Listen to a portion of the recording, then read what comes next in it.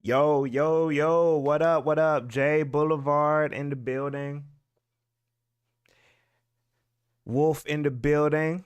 Zimron in the building.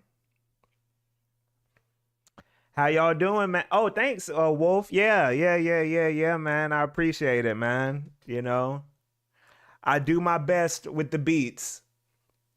I do my best. We got Wolf in the control room. We got Zimron over on YouTube. How's everybody doing, man? We're approaching the end of the year. We're approaching the end of the year. Shooting Dio, my boy Jarvis, what up, man? Lucid Oi. Is that Portuguese? Is that I think oi is how you say hey in Portuguese. Yeah. But we approaching the end of the year. Um man, how y'all feeling? How y'all feeling? Jalen Devon, what up? True Blur, what up, man? I don't know if I told you this already, True Blur, but it was cool seeing you at Nights of Climax. It was cool seeing you, man.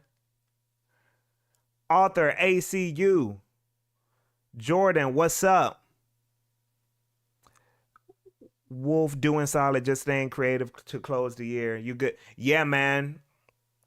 I am good. Last week and some of this week, I had some car stuff going on. So and it was all happening at once.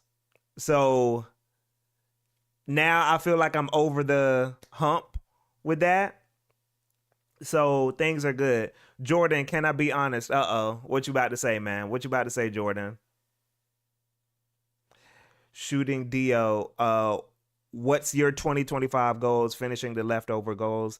Honestly, you know what? My 20 Ziad, what's up, man? What's up, man? It's been a minute. It's been a minute, man. Uh but shooting Dio, my 2025 goals is to what can I say my 2025 goals? Just to kind of I want to be more consistent with the channel. I feel like I've been pretty consistent with the channel, but I kind of just want to continue doing what I've been doing with the channel. But now with a very clear focus. Uh I want to get a new car because I feel like I kind of had this car that I currently have as a placeholder, so I want to get a different car. Uh Travel a tiny bit more. And I don't know, just kind of continue what I've been doing. Uh I want to get better at linking with my real life friends too. Cuz that gets harder as you get older. So I want to make a more concerted effort in connecting with my real life friends and hanging out. Liquid Zarif, that is Jeek Dante. That is Jeek Dante. That's the new format for my live thumbnails. Inspired by the Nintendo. It wasn't Nintendo Power. It's just Nintendo in general. They had these "Who Are You" ads, so these new thumbnails for the lives are kind of inspired by that. Frost Nix in the building. What's up? Shooting D real. Yes. Yeah, man. Yeah. What are y'all 2025 goals? What y'all got planned for 2025? What's the sitch? What's the sitch? Jordan, you were never honest. You just left me hanging. You said, "Can I be honest?" and you just left me hanging, Jordan. Jordan just said, "Can I be honest?" and dipped. He said, "No, I can't be honest. It's too scary. It's too scary." Wild Style, what up, man? It has been a minute. I know you in medical school doing the med school thing, so I understand, man. True Blur TV, I might get more into piano. Oh, okay. That's fire. J Boulevard, for real, my 2025 goal is to not game as much and be out more again. I want J Boulevard, that is real. That is real. Uh I feel like I feel like this year I've gotten a better balance in understanding when I want to game and how I want to fit that into my life. So I totally understand. Ziad would be hype if I could get my next game out, but it's purely in my head right now. Oh yeah, yeah, yeah, Ziad. I feel you, man. I feel you. Sometimes you just have those ideas in your head and you don't know how life is gonna hit you in terms of inspiration and in terms of like the motivation to get those ideas out. But yo, wishing you the best on that, man. Liquid Zerif, bruh, no lie, your Virtual Fighter Okami reactions have lived in my head for days now. I've never seen you so pumped before. You know what's crazy? My Okami reaction was more so just because I was surprised. I haven't played Okami. I just surprised that it was Okami. My Virtual Fighter reaction was more so because I had a connection with Virtual Fighter. But yeah, Wolf, I want to finish this Beat series. Word, word, word. Finishing leftover goals like being more active, switching new jobs. Jordan. Oh, next 4 years gonna be crazy, but I'll try to maintain. Oh, okay. That's what you. Yeah, yeah. I hear you. I hear you, Jordan. It's gonna be tough these next 4 years. I forgot that. Honestly, the elections kind of came and went. I forgot that that's gonna be happening next year with the Orange Man. I forgot the Orange Man is gonna be taking over next year. So yeah, that is gonna be a thing. Frostnix, no real plans other than just keep getting better at being a human. I didn't have goals for this year, and yet I fell into making progress and bettering my personal health. Yeah, Frostnix, that's one thing too. I don't like getting hyper specific in terms of my goals. Uh, I do have things. My goals are set on a week to week basis, so it isn't necessarily my goals aren't necessarily like 2025 goals. It just happens to be that my next goals are lining up with the year coming in, you know what I'm saying? So it's that kind of thing. Uh I want to be more consistent. Yo, the Came and Went Awards came and went, man. You missed the Came and Went Awards shooting deal. You got to check the live playlist, Jarvis. We had the Came and Went Awards. Yuri Double, what up? What up? Hey, thanks for the follow, Yuri. Thanks for the follow, man. Thanks for the follow. And yeah, y'all check out Ziad's game. It's pretty cool. I like he had this part in the game where it was like a baseball kind of thing going on. And that's a very abstract art style. It won't take up too much of your time. So yeah, y'all check out Ziad's game. It's pretty interesting. Um, my main goal is to bench 315 in the gym. Yep, go ahead, Jay. Pin the link. Um, yeah, Dio, I feel you.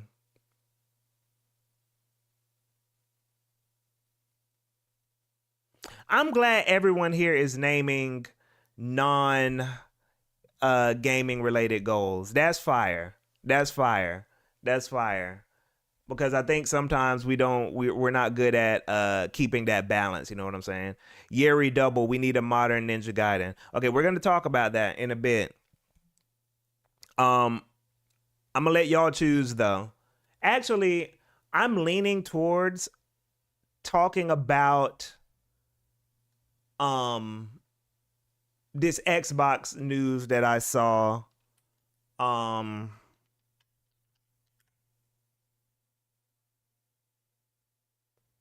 yeah, yeah, yeah, yeah, yeah, yeah. Also, I need to I won't talk about that on here. I probably have to message some people. Um but hold on. But yeah, I want to talk about first this Xbox news in terms of what they said something about exclusives recently and their future approach to exclusives. So I mean, it doesn't feel like they're saying anything new really, but I think they kind of just are. Ace Thunder, what up?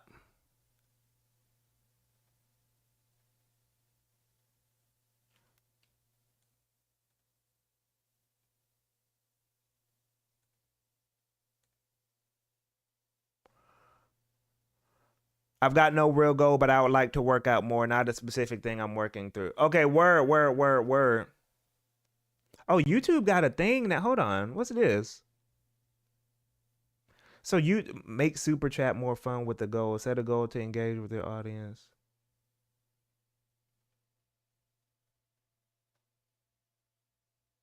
Oh, that's interesting.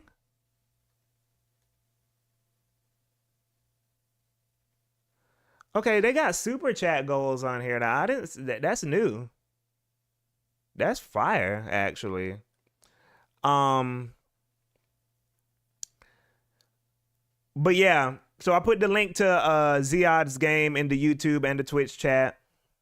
Spenza, what up, man? How you doing? How you doing? How you doing? But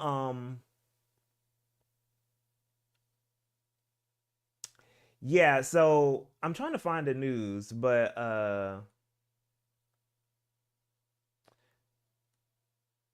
Xbox basically said recently that they're giving up on exclusives or something like that. Did anybody see this?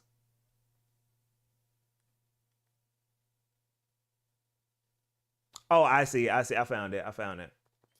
Okay. Let me show y'all.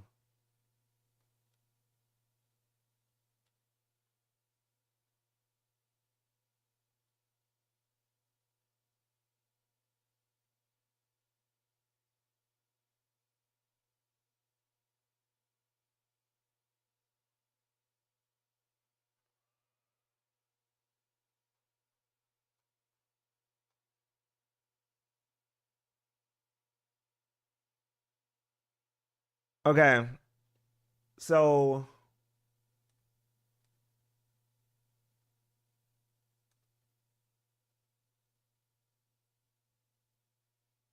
basically,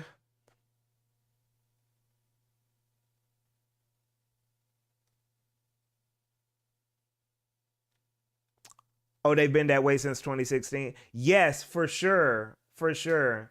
They have. But you know what? We don't even have to link the news.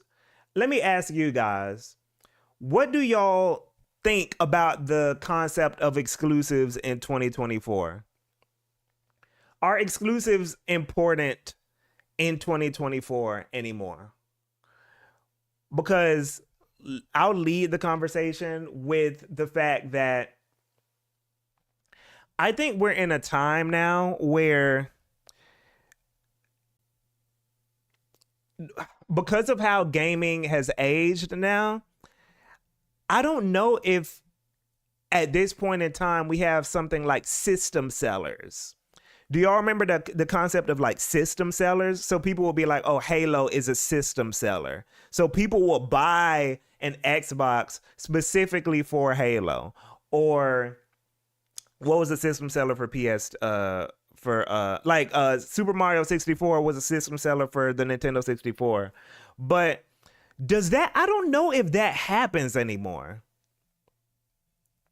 I don't know if system sellers happen anymore. Even if you look at something like the PlayStation 5 or Xbox, right?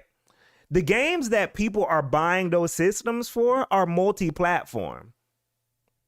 And people are just buying the platform because maybe that's where their friends play Fortnite, or maybe that's what they always bought. I think we're at that point now with gaming where everyone has kind of decided what platform they're going to be on, and it's not necessarily the games that are going to sway people one way or another.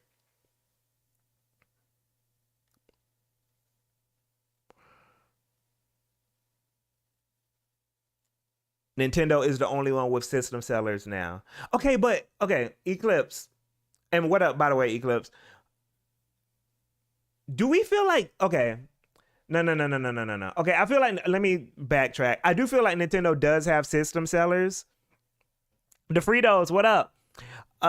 Nintendo does have system sellers, but um do we think if Nintendo let go of that idea that Nintendo systems would no longer sell?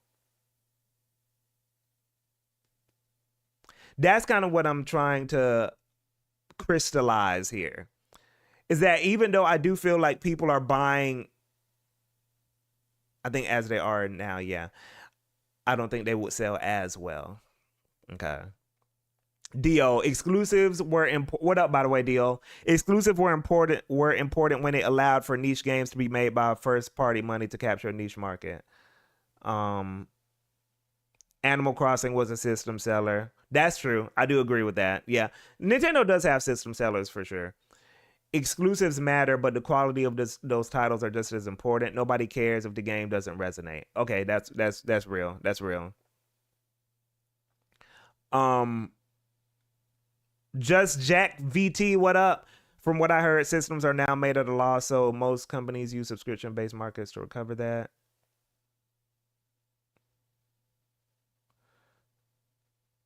True Blur. I also feel like PC has gotten a lot bigger too. Like a lot of people start playing games on their laptops, and then when they get more into it, they build a PC. Granted, yeah, that's another element of all this that I feel is important. Is that especially with Sony and Xbox exclusives, is that PC has now become so big that not super big, but it's become big enough to where I can definitely sense that people are opting out of getting a PlayStation or an Xbox because they know that a lot of those games are going to come to PC.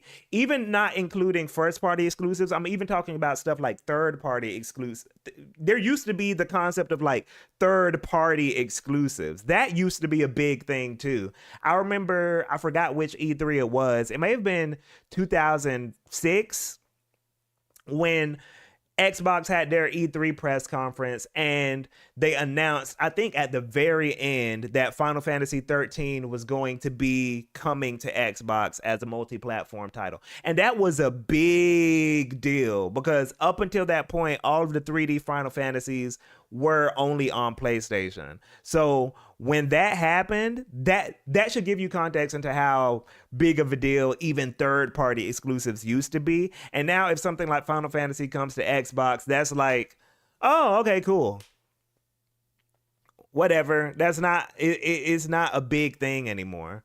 Um I feel only two companies as exclusives makers, Nintendo aside, would disrupt people: FromSoft and Rockstar. Oh, for sure.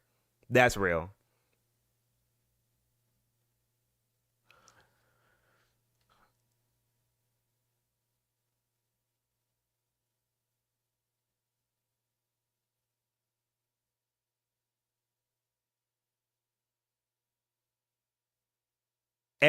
Sonic ZX123, what up? Everything feels more interconnected on top of games becoming multi-platform now. Feels like as a result, consumers have more freedom in choosing a console. Yes, 1000%. Okay, Zion, that's exactly what I was gonna say, but I'm not. Ziad said, I feel like the Switch is an anomaly because the concept of the Switch is an inherent sell. And I was going to go into that, but I do still feel like the games and the software for Nintendo consoles is a big part of everything. But yes, the Nintendo Switch itself being a handheld hybrid situation, I think is still a big deal. That's even why something like the Steam Deck is still, no pun intended, picking up steam because the concept in and of itself is a big deal. But I think even when we look back on stuff like the Wii, I think even the novelty of the Wii was a big deal. And then going back even further, something like the Nintendo DS. Not going back further, I think that was the same generation. Yeah, that was the same generation, but I forgot which one came out first. But yeah, the Nintendo DS as hardware was a big deal also. So I think we don't we're just speaking in hypotheticals, but I'm not sure if Nintendo will be completely left out to dry if they no longer had exclusives, because their hardware does usually have some level of novelty to it. I think even more so than PlayStation and Xbox, a lot of Nintendo hardware has inherent novelty to it. So even if something like Wii Sports was on PC, the fact that the big sell for Wii Sports was you're moving your Wii remote around, you're doing motion controls, it feels like you're actually playing sports or whatever. So, and then stuff like the Nintendo DS, if y'all haven't watched my handheld versus home console YouTube video, check that out. But even the Nintendo DS and 3DS, the form factor of those systems allowed for very specific game design that you couldn't get if you just ported those things to PC, or even if you just ported those things to other later Nintendo consoles. So that is something to consider, but I do think Nintendo is more so moving towards making their consoles less novelty, but we'll see what happens with the Switch too. But yeah, that is a good point though, Zion.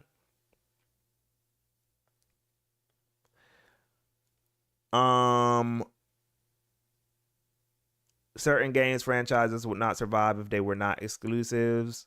Platform exclusives are given more freedom because they don't necessarily just have to sell Oh, that is a good point, DeFritos. That is a good point. So DeFritos is basically saying that some games can only exist because some games benefit from being exclusives because they can only exist on the merit of them not needing to sell. I get what you're saying. That's true. Yeah, so from I guess even a business standpoint, exclusives matter to a certain degree. Do we not feel like that happens with third parties sometimes too though? Like we don't feel like third parties have some level of I guess loss leader games. I have to think, but that you still might be mostly correct. DeFritos, I get what you're saying. Um, yeah, that's true. I'm trying to think if there's an example of a third party game that was made and didn't necessarily need to sell. But I think, yeah, I think, or even an exclusive that was a non-exclusive game that was made and didn't need to sell. But I'm not sure. Sega's whole vibe changed once they went multi-platform. Yeah. Nah, you're right. Yeah, you are right, DeFritos. That's yeah. Yeah, okay. Yeah, that's a good point.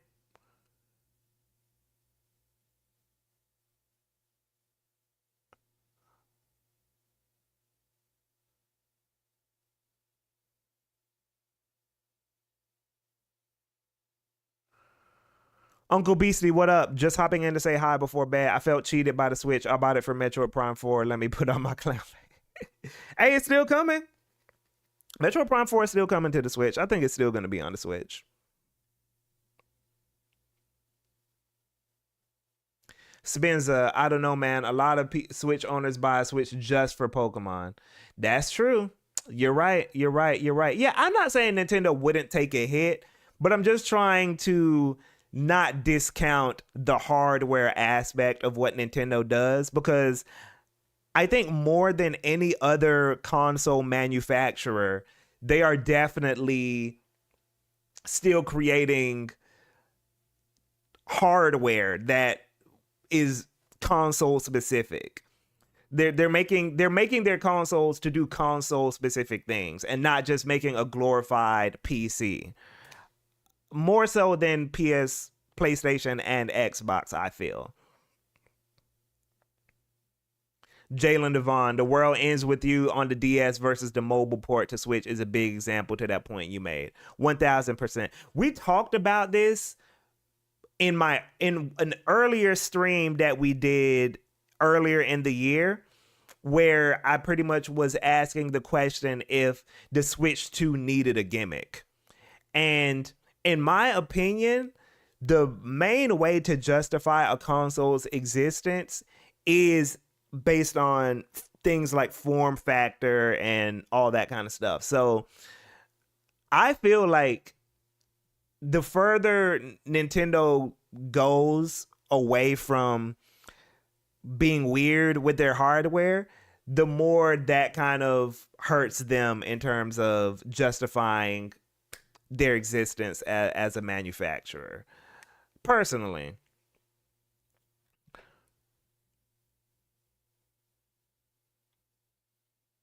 I haven't heard that song, Uncle Beastie, but I'll keep it in mind. Sleep tight. Like people who buy PS5s just for 2K and COD. Yeah. Dan, what up? It happened with Sony published games mainly. I think y'all are talking amongst each other. Hold on.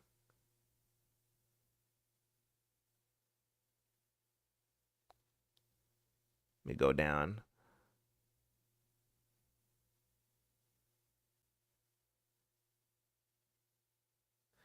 The SZA Deluxe just dropped.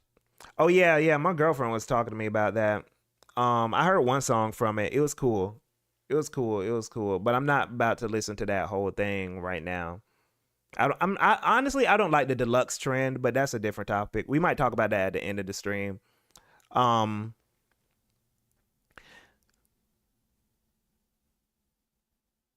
oh, you back, Zareth? Author ACU. Another thought is that exclusives can build an identity for first parties, which then third parties can use. Oh, author. That's a good point. That's a good point because I do notice that you'll see certain types of games sell more on Nintendo consoles than they do on other consoles because uh there's a like brand identity around Nintendo being the place that you play like uh I guess more quirky, like creative, kiddie, family, when you those types of games sell more on Nintendo consoles because that's what people like mentally associate Nintendo with, even if those games are on PlayStation and Xbox. So yeah. Now, do you all think that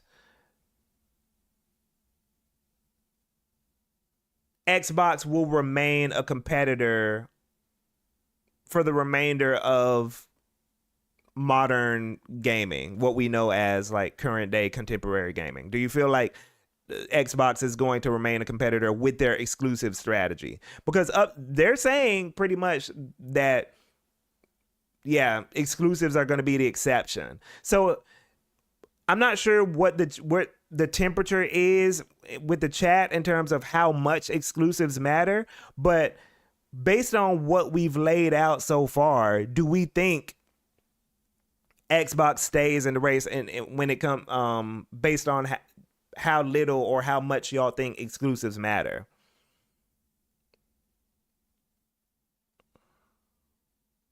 Do nah, they going third. Damn.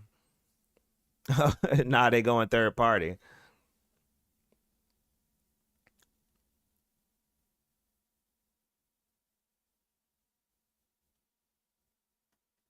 I think so. Yeah, they print money regardless, don't they? That's my basis, though. I'm not sure how much that actually matters to them.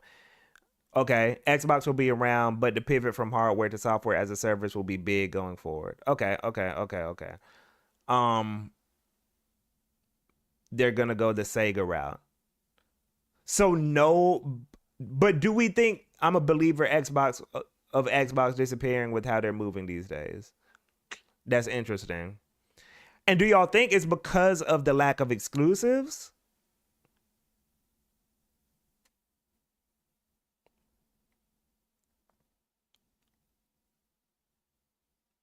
Because here's the thing. Here's the thing too, and this is why I'm asking this is because Mm.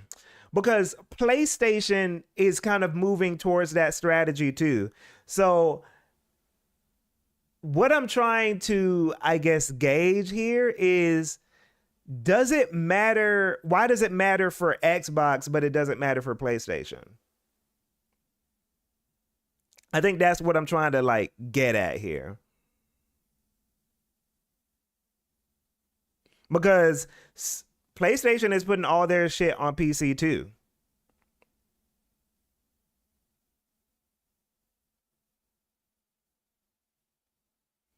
But Jay Boulevard, uh, Sony's not going to have exclusives though. That's the thing. They're going to be doing the same thing Microsoft is doing.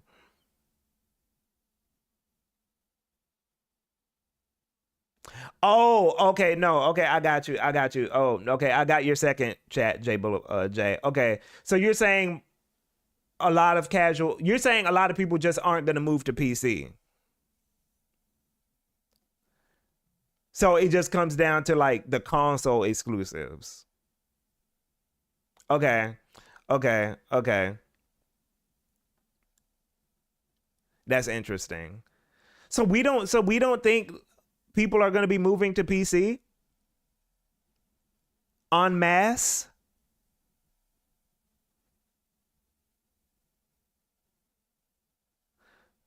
Okay.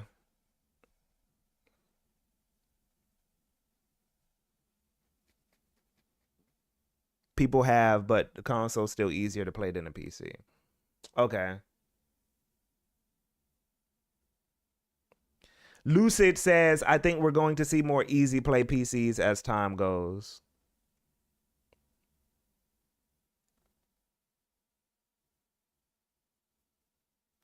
Okay, that's interesting. That's interesting.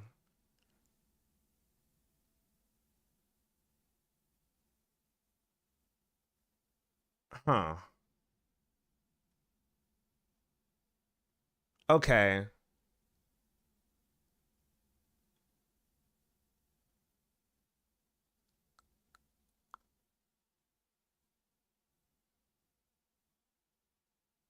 Huh. I don't know. Um okay, let me ask this then. If we don't think people are going to be moving to PC en masse, well, let me say this. I don't think consoles are going to die. That's never going to happen because for a lot of reasons. But how much bigger do we think PC is going to get? Because that's kind of what I'm getting at. Is like, I don't think necessarily that, people are going to totally drop console and then um I don't think people are going to totally drop console and move to PC. I don't think PC is ever going to become more popular than console. But what I'm saying is I do think that PC is going to become equivalent. It's going to become like an equivalent like uh sector of the market. Because right now I still think it's an enthusiast sector, but I think we're going to reach a point where PC is going to become like, it's going to be right beside PlayStation, Xbox, Nintendo.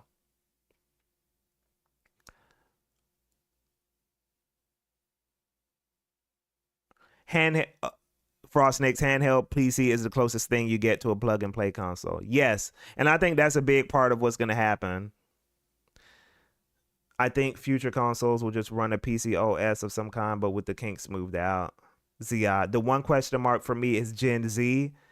Seems like statistically they don't have much interest in consoles and sales, and the audience isn't growing anymore.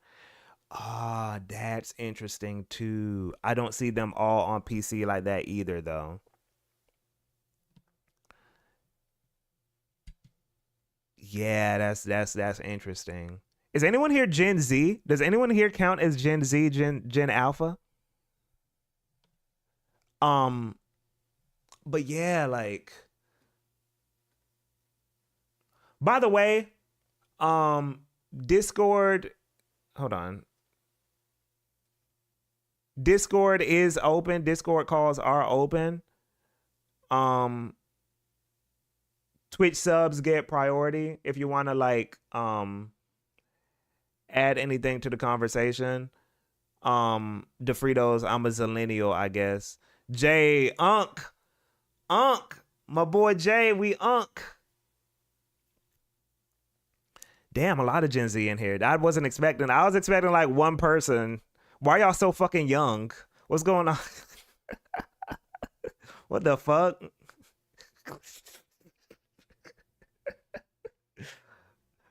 That's too much.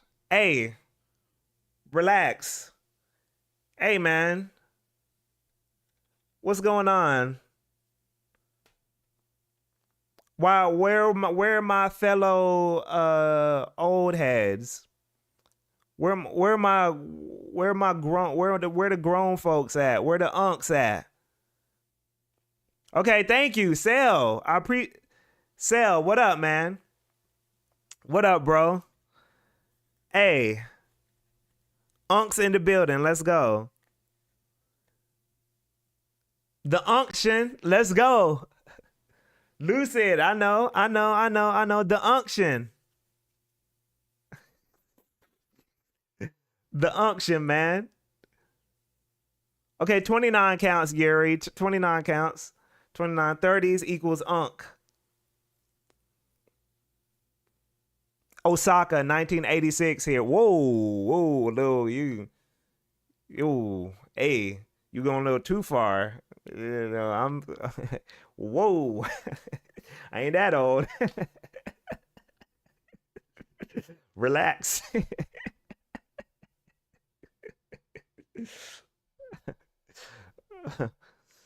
Oh man, boy was born when hip hop was created. Goddamn. Oh man.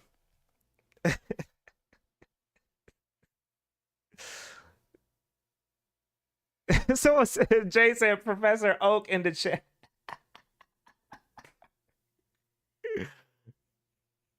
J2 brothership, what up? What up?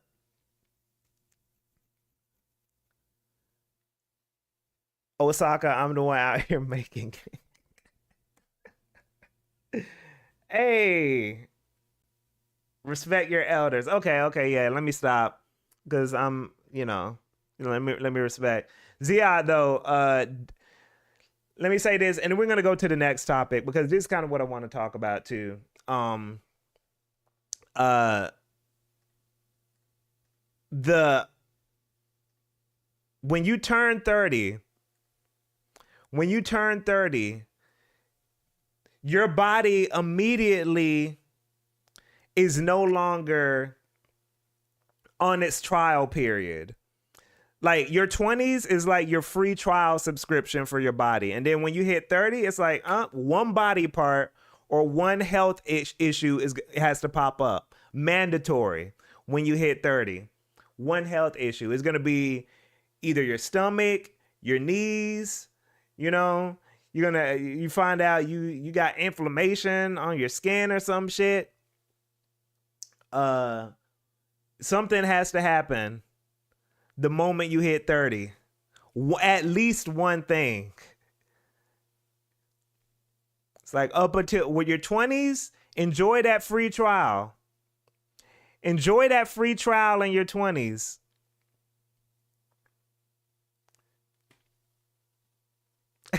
Osaka said, your free trial of health has expired. Would you like to eat well and exercise?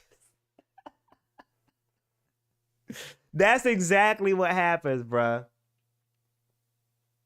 It's crazy. Where's the premium version where I have nothing happen? That means in your 20s you were paying your dues. Spenza, to get on Discord, you add me. My name is GK on Discord. Exactly how it's spelled everywhere you usually see it. Add me on Discord, and we'll go from there. knees have a 50% chance of giving up out every time you get up. Yeah, it's crazy. It is crazy, man. Like that trial period is just over when you hit your 30s. I hate it. I hate it, man. But yeah, anyway, just to wrap up this conversation, um I do feel like exclusives matter, but as this new climate for exclusives becomes more and more prominent, with PlayStation putting their stuff on PC, Xbox putting their stuff on everywhere, uh I think we're going to see new conversations pop up in terms of why people buy consoles or why people gravitate towards consoles. Exclusives matter if they are good. That is true. That is true. Um I will say though, but somebody said what we were talking about earlier, and when it comes to Nintendo, let me say this: I do feel like for Nintendo, they matter a good bit. Exclusives matter a good bit for Nintendo. Let me be 100% clear there. But yeah, um, I got your I got your request. Hold on, Spencer. So Spencer, are you trying to call in?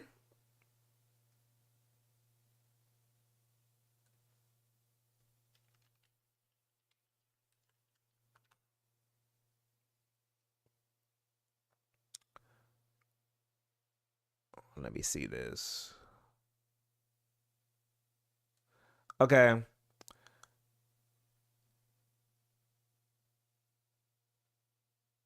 Exclusives now are more about identity instead.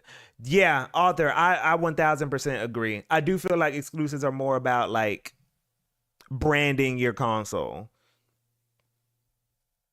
Um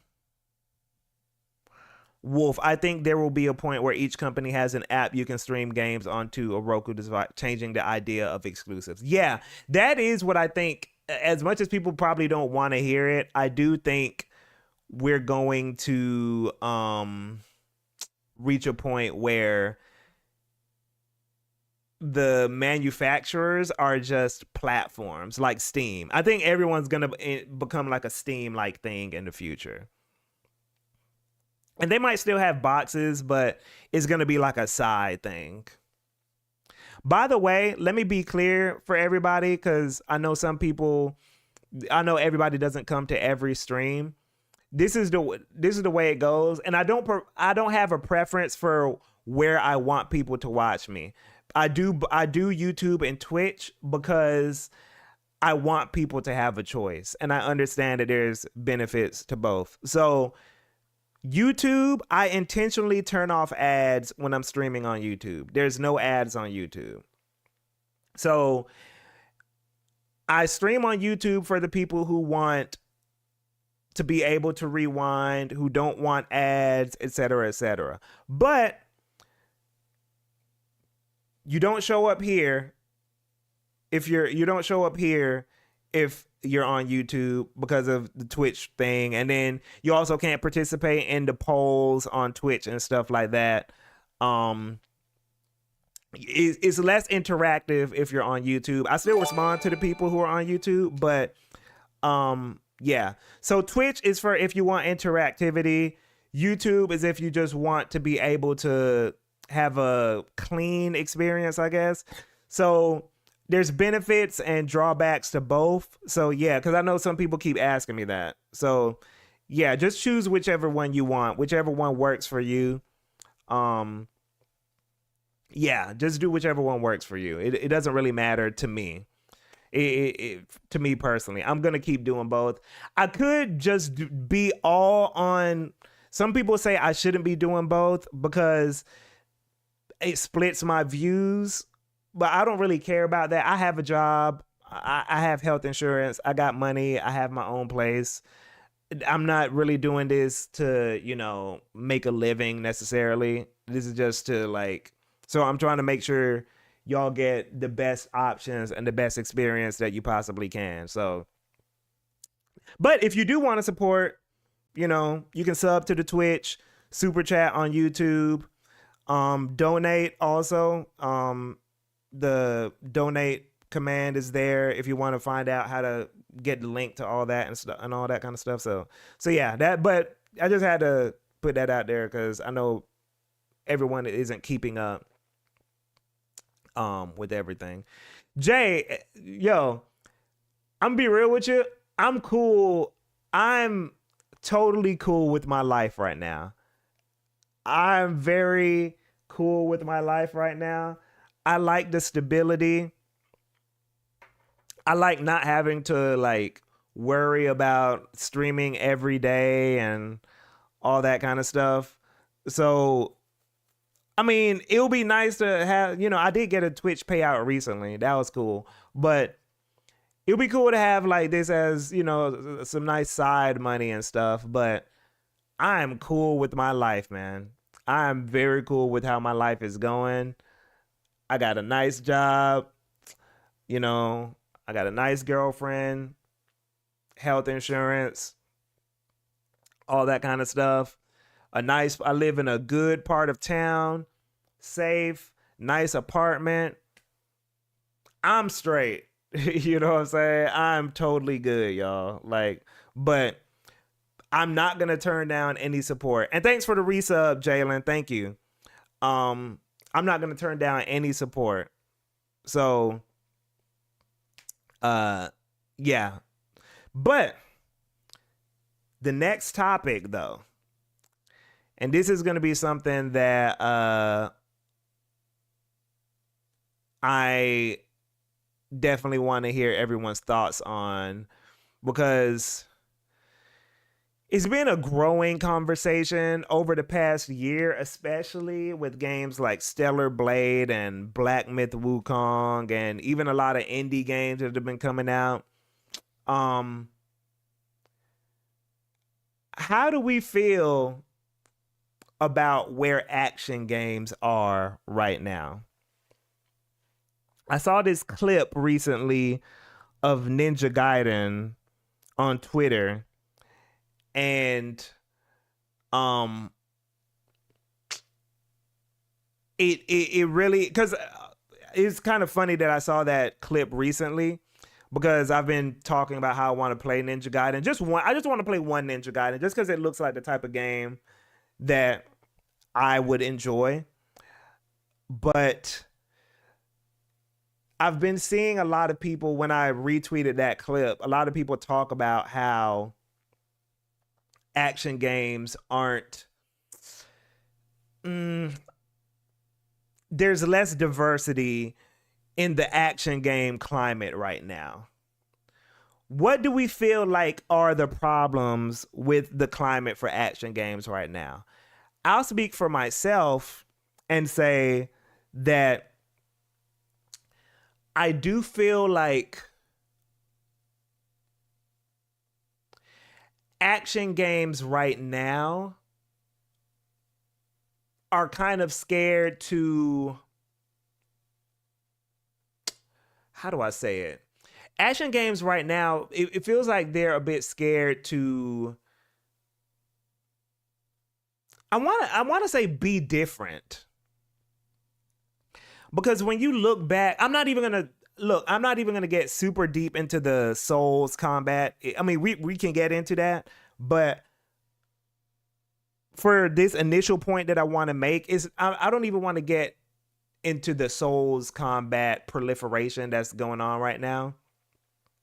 But I want to kind of think back on the previous era of action games that we had, and how, because it was still early, gaming was younger, there was a lot more diversity in terms of the types of action games we were getting. So stuff like Viewtiful Joe and Armored Core and Zone of the Enders and No More Heroes, all of these games were action games coexisting at the same time.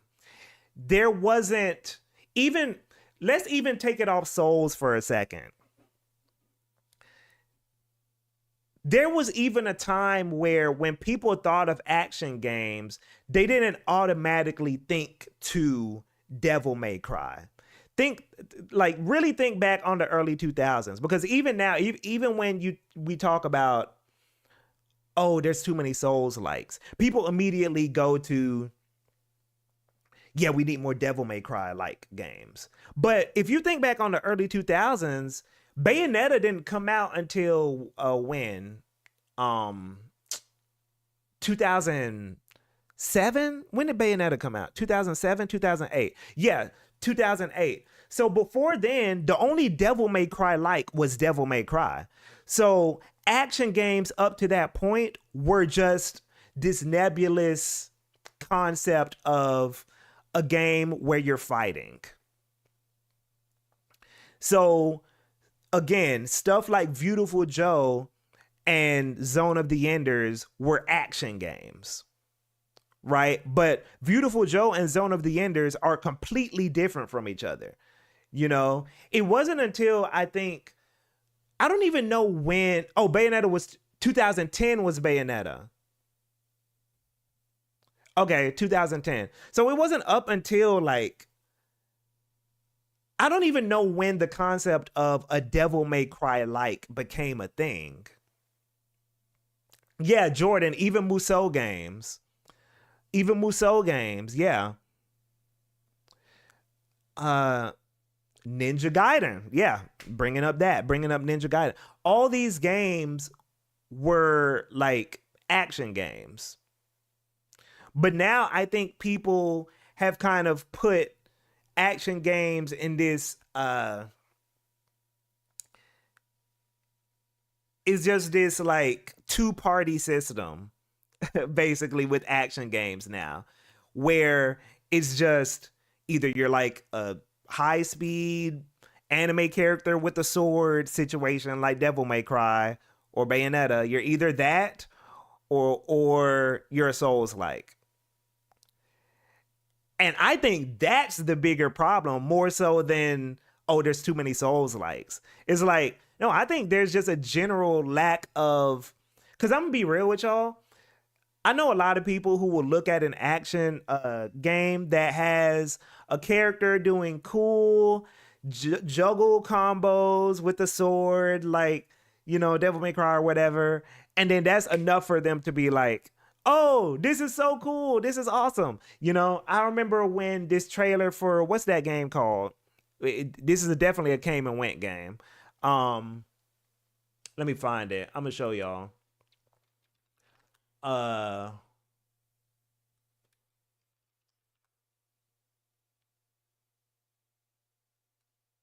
going to show y'all this game. Let's see.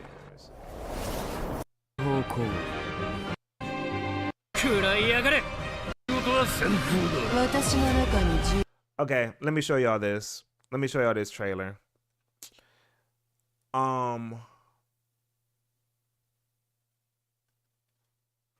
Because I remember when this game got announced, everyone was like, oh, this is so cool. And I was sitting there confused, like, this looks like every other anime character action game thing that I've seen. Here it is.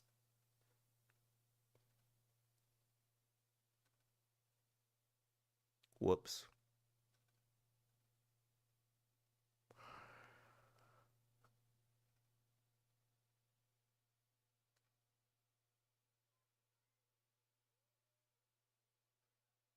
Okay, so yes, Renatus, exactly. I don't know how y'all knew. Did y'all hear it? Did y'all hear me playing it? So this game right here.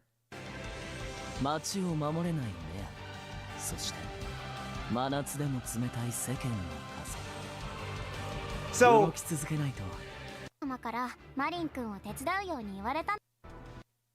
too much talking. But anyway, y'all saw that beginning part.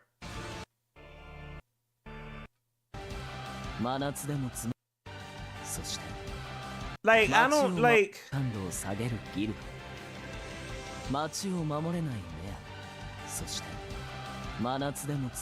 it's fine. You know what I'm saying? There's nothing like particularly wrong here, but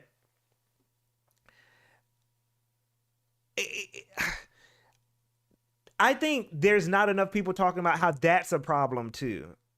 Or a problem. I'm not saying like that those types of games shouldn't exist, obviously. And if someone wants to make that type of game, cool. But I'm saying when we're just looking at the overall climate of action games, it's not just Souls-like or high-speed sword anime action character. Like, where are the Beautiful Joes?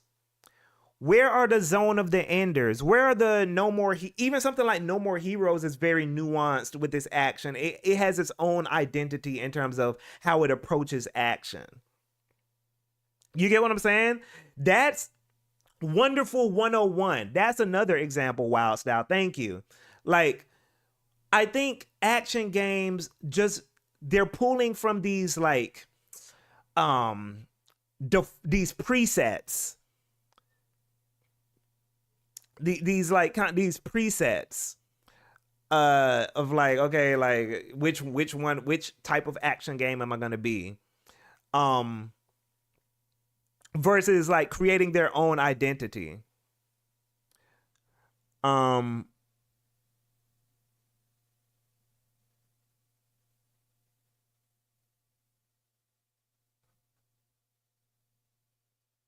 Holden, oh, wait, no, not Holden. Who said this?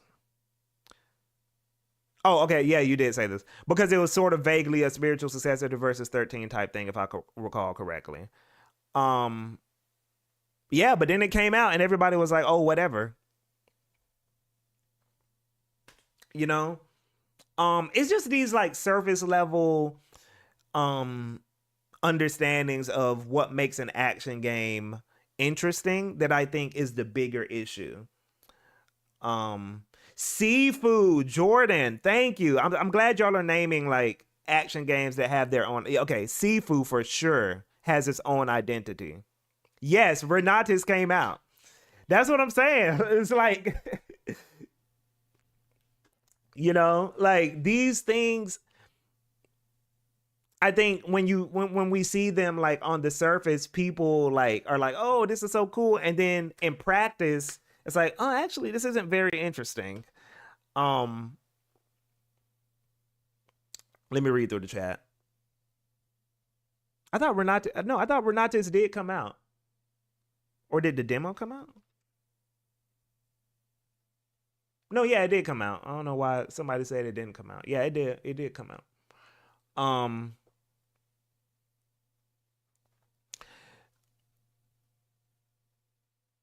Okay, come on, GK, say the name. Say Bayonetta Origins. Look, Ashes. I will consider. I at least have it in my head. Bayonetta Origins is in my head. It's in my head. I need more I need a different incentive to play it. But it's gonna be one of those games where when nothing else is going on in my life, I'll play it. But let me read through the chat. Let me read through more of the chat. No More Heroes 3 was not good. I like No More Heroes 3. It's not as good as No More Heroes 1. It's better than No More Heroes 2. It has some issues. I didn't like the open world stuff. I don't know if that needed to be there. Even though I did like the open world stuff in No More Heroes 1, but yeah, I think No More Heroes, I will say this about No More Heroes 3 though. No More Heroes 3 is probably one of the greatest games I've ever played in terms of how masterfully it switches genres. I don't think I've played a game that had different game styles and managed to be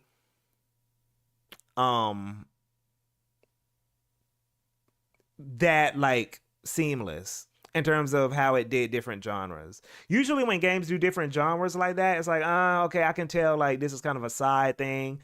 This isn't that cool. Like, but when No More Heroes 3 switched to horror and then it switches to a rail shooter at a certain point, um it's a very it's an interesting game in terms of how it handles different genres. But No More Heroes 1 is still my favorite because it's just like more focused and to the point, you know. It doesn't like pussyfoot around really. Uh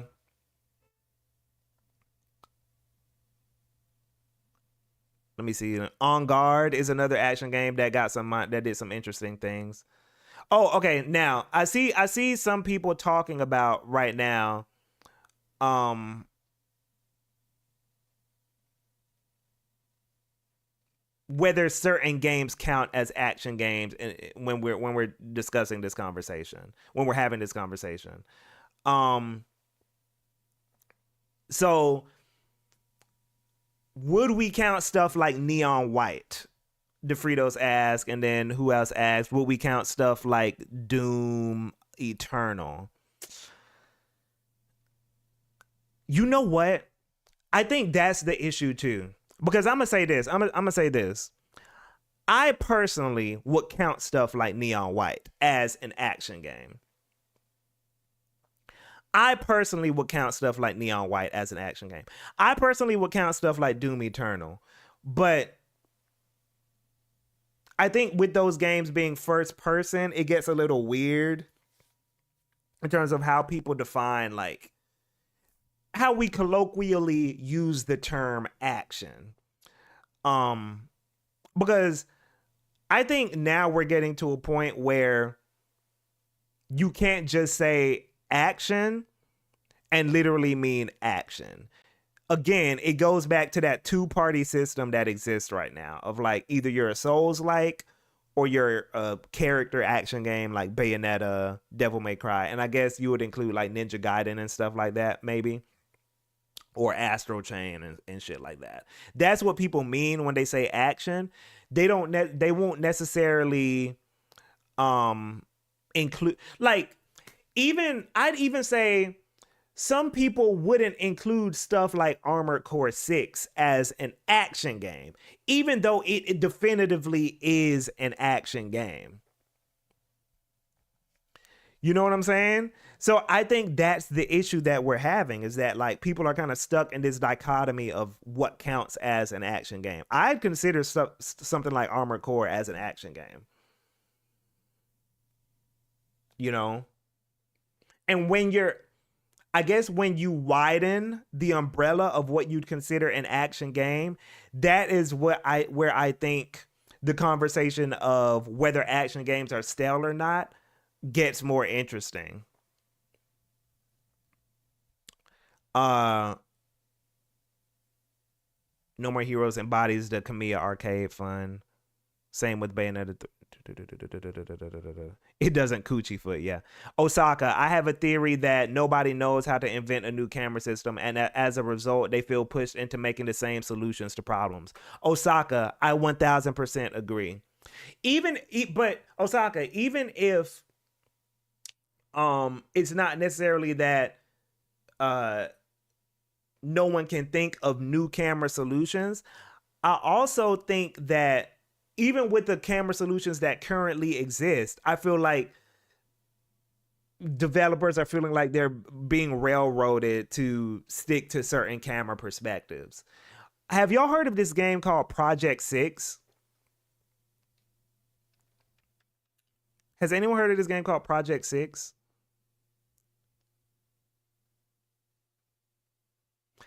Like speaking to your point, Osaka, about camera perspectives. Let me see if I can find like a good trailer. Um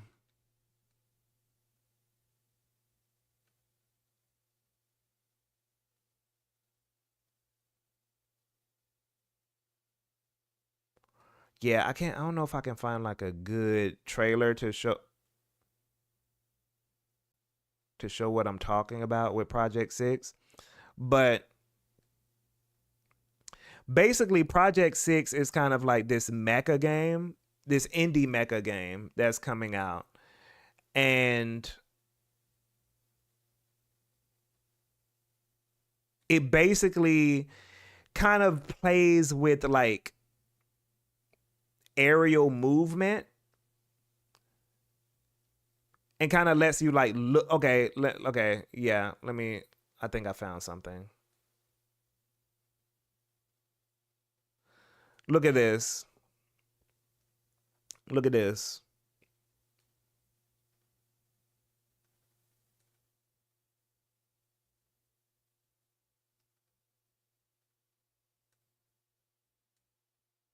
What the heck?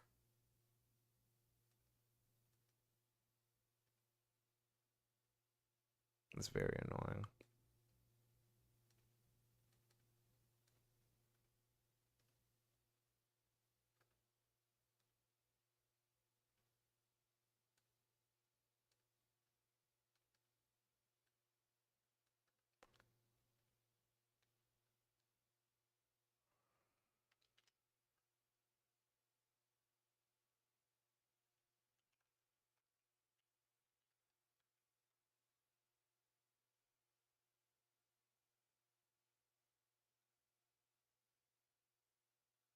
Sorry, y'all. Hold on.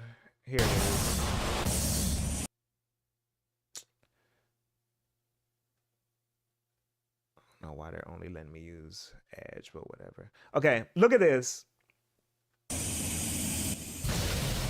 So basically, this game plays around with like looking up at your enemy, right? You see how the water is kind of like obstructing your view and stuff like that, and it feels like you're kind of going upside down and looking from the perspective of the mech. Stuff like this, I think, is risky or feels risky to developers because it can be a little disorienting. You see how it's looking down, and the goal then becomes like how, on top of the action itself happening here, like in terms of the shooting and stuff like that, now it's almost like controlling your camera becomes a part of the game. Similar to like a shooter, right? But it's a bit faster and like more vertical. You get what I'm saying? So I think even stuff like that, right, isn't like experimented with enough.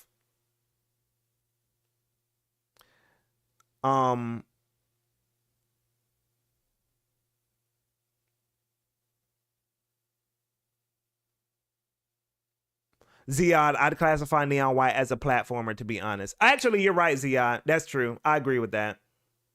Genres aren't sticky anymore and can be a bit nebulous.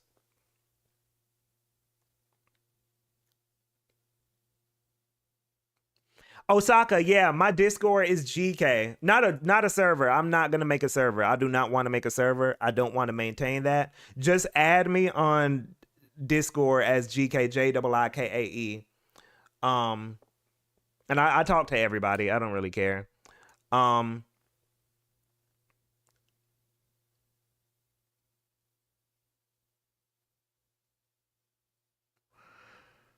Do you think we might need to come back to when cameras used to get closer to player when they fight an enemy or boss, just so we can have better dynamic camera movements and not have the camera go crazy for a bit? Yeah, I mean, I don't know. It feels like we're getting to a point with gaming now where a lot of developers feel like they've solved everything now. So I'm sure there's been focus tests where developers have experimented with camera like perspectives and stuff like that, and maybe the focus testers have said this is too disorienting, things are moving too fast. Like I remember people would say something like even Daemon X Machina was too fast, right? It's tricky. Star Fox Zero tried, yeah, Star Fox Zero definitely played around with different camera perspectives, and that threw people off. It gets weird. It definitely gets weird. Um, Ziad, if we include Doom Eternal with action games, which I sort of see the argument for since it's all about combat, then we will have to include all shooters, which is not useful because they play to totally different instincts than the melee focused stuff. Not sure where Armored Core fits in this because it's in this unique middle ground between reticle aiming and lock-on based combat. Yes, okay, I get what you're saying, Ziad. I do feel like when something is aiming focused, we do need to move it to the shooter category. I'm going to add you on Discord, Osaka. I do feel like when something is aiming focused, we do need to move it to the shooter category because it's, like you said, that's more useful. But I feel like some things that aren't necessarily aim focused don't get included in the action game category because of things like Doom Eternal, right? Which is pretty melee focused. Things like that being, again, not falling into that two-party system of character action or Souls-like. Now, going into the thing that a lot of people are talking about this year specifically, which with the proliferation of these Souls-like games, how do we feel about Souls-like becoming the default action game preset? How do we feel about that? Is it okay? Is it normal? Is this going to pass? You feel like it's bad? Now, let me ask you this, Ziad. Do we feel like it's bad because Souls-like combat is bad, or do we feel like it's bad because we don't want every game to be like that? Because the thing I keep seeing people say is that, okay, we need hack and slashes more. Okay, so would everyone be okay if everything was just a hack and slash? That's kind of what I'm trying to gauge here.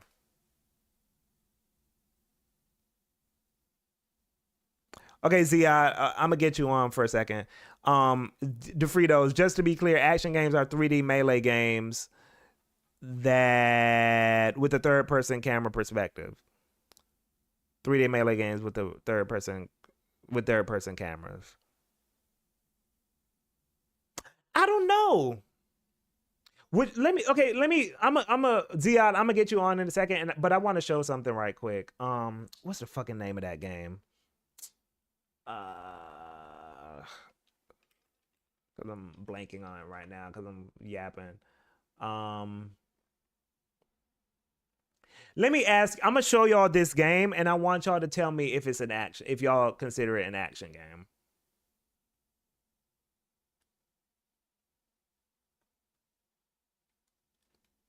Hold on.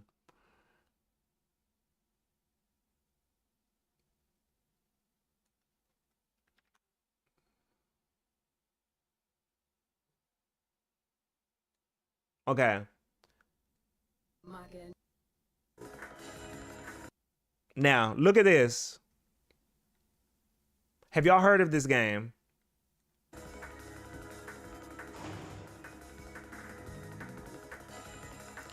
This game is called Makken X. It's by Atlas. It was made for the Dreamcast. Is this an action game?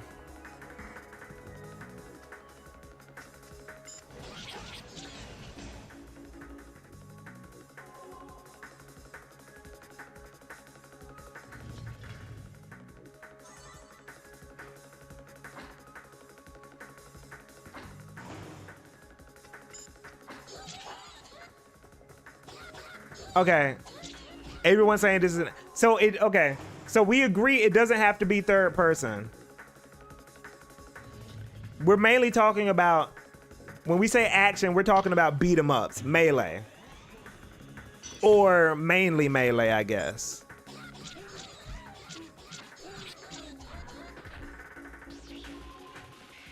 Okay. Cool. Let me get you on, Ziad. Let me get you on right quick. Hold on.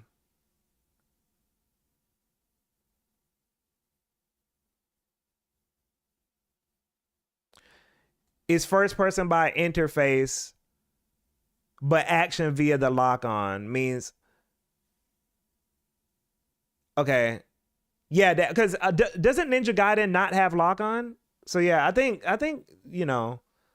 um, I added you, by the way, Osaka. Where's he at? Always gotta find people on here. Okay. There you are. All right.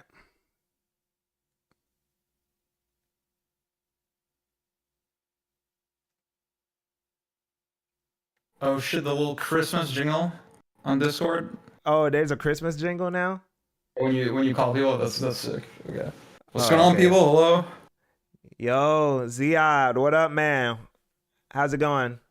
Oh, I'm slowly recovering from turning 30. Oh gosh. Here it comes. It's coming. It's coming, man. It has come. It's here. Like, Damn, goddamn, man. Damn. Wait. What was it? I think I saw you talking about it in the chat, but I was kind of Yeah. skimming. Like literally the night of my 30th, went to the theater with my girlfriend, and then had flu symptoms the same night. Was out for a week, and then I think 3 weeks passed, and then I got like this crazy stomach bug. This Tuesday. Mm-hmm. Yeah. Yeah, I fixed it, y'all. My bad. Yeah, so damn. I'm like, this is the first day I'm feeling okay. This is the first time I'm feeling okay again. So. Everyone was saying you were reverb because I had you I had you doubled. Yeah, it was my bad. That's a classic. That's happened to me too on streams. Yeah. But yeah, like so what are your thoughts on this topic right now? Where do you feel like action games are at, or did you have something like what was a point you wanted to insert into the conversation? So your initial question was why do I or like other people feel bad about Souls-like kind of being the default template for action games? Mm-hmm. Is it just because Souls-likes are bad in general, quote unquote, or is it for the lack of diversity? I think it's all of the above. Oh, all of the above. Yeah. So I mean, to the first point, I think the Souls formula of like the camera sort of at this mid-range behind your character, and then when you lock on, it's sort of it goes to this like slightly tilted overhead perspective. That's already not, I think, a good foundation for action combat because it's inherently not very conducive for multi-enemy fighting. It's very, I mean, this is like such a deep point of contention in the Souls community, but I want to say it's not really, it's very much suited for 1v1 fights. It's not so suited for, like in the Ninja Gaiden Club, for example, right, that we've been talking about. Imagine that with the Souls camera. It would be fucking impossible, right?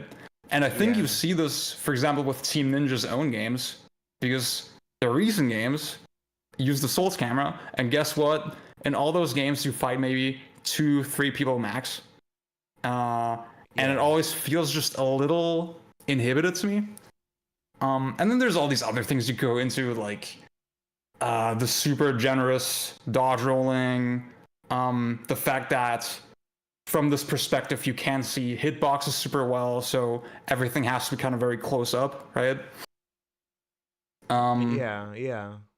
Yeah, so I think that element of it is why I'm not. I like the From Software Souls games a lot. I'm a fan of those for the most part, but I don't think it's a. That's the thing. I think that camera style and that combat style is really cool for an exploration, like almost survival horror-esque game. You know, so something like Demon's Souls, Bloodborne, whatever. Yeah. It's very well suited for that. Once you say, okay, this is my combat crazy action game, it's like, okay, I don't know. Interesting. Yeah, and then I think the diversity point is obvious. I think it's because we have all identified. Yeah, this is the this is the template now for a lot of action games. Yeah. And I get the sense I'm very curious about the way this Ninja Gaiden clip kind of blew up on Twitter, because I get the sense that for most of the gaming audience, the Soul style being the standard is something they're very okay with. It's something that you don't really think about it when every game uses this camera style. It's not really something that comes up in mainstream discussions. Yeah, no, yeah. Because, like, I think for most people, it doesn't stop the game from being fun. You know, they're not really... It's like... It's the stupid question of, okay, what makes a game even fun, right? Yeah, I think, yeah. Yeah, if... Like, for me, it's like, okay, I want there to be a lot of choices. I want there to be sort of nuance with the different situations that can be possible in the game. Mm-hmm.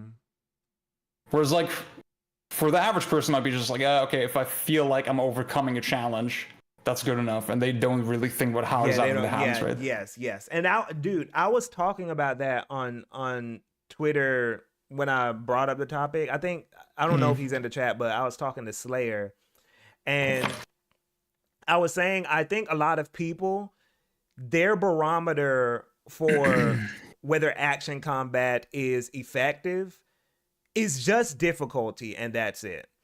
It's just okay, I feel like this is challenging, so this combat is doing something right, or this combat versus like all these other things in terms of combat expression or versatility, like you're talking about the camera not being able to handle multiple enemies at once. They're not thinking about like, oh, this camera isn't good at multi-enemy encounters. They're just thinking, oh, this is hard, this is good. You know what I'm saying? Like there aren't many how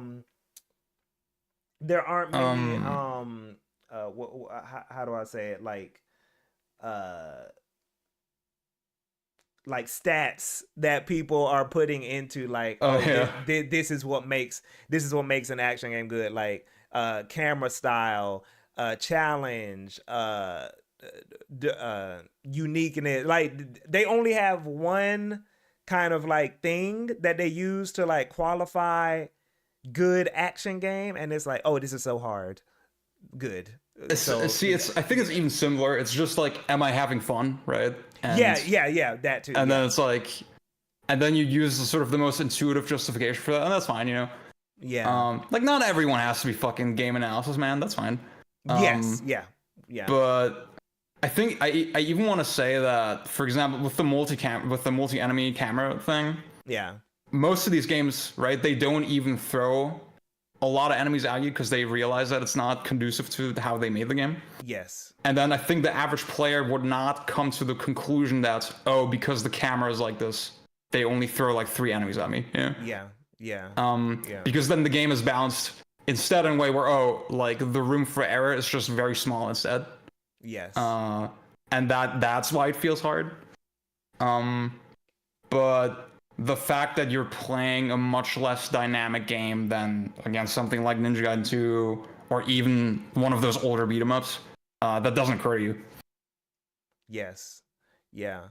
I do think, and me and you have talked about this before too, how I'm not sure how much people really. Oh, boss chop, what up? He'll clarify in a second. Thanks for the follow. I think also too that people kind of have these things that they ask for in action games also, that they don't necessarily engage with themselves, but it's kind of cool to say like, oh, this action game that I enjoy has this thing, right? So that's kind of that's kind of one element of the conversation too, that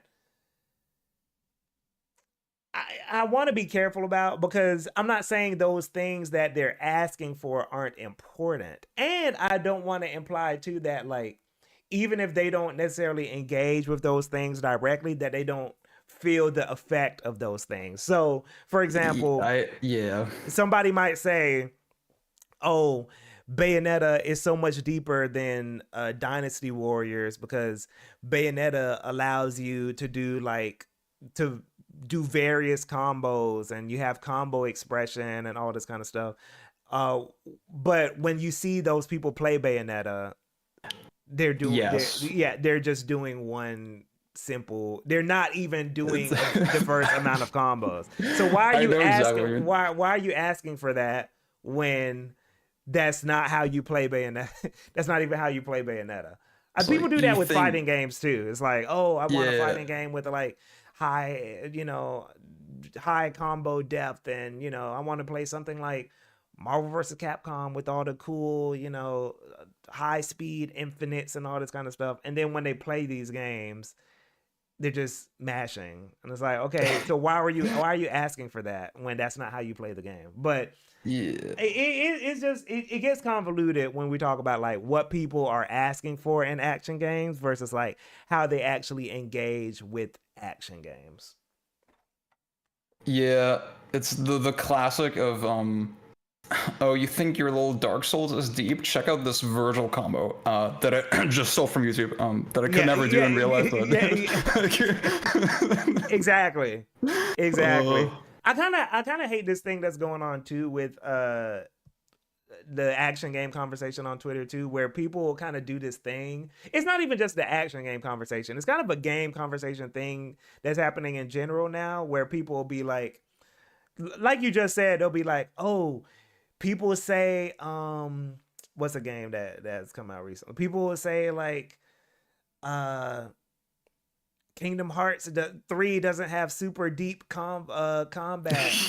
Let me show you this combo." uh, Or people did it for God of War, the recent God of War 2 that came out, Ragnarok. They'll be like, "Oh, y'all yeah. say God of War doesn't have deep combat? Well, let me show you this." And then they'll show them Uh, juggling like this enemy that isn't fighting back and isn't it's just there it's just yeah, Sunni see, Legend is responsible. I yeah, Yo, Sunni that Legend, guy. I love Sunni Legend, but bruh, he Yes. he is responsible for these people who are making these fake deep combat clips.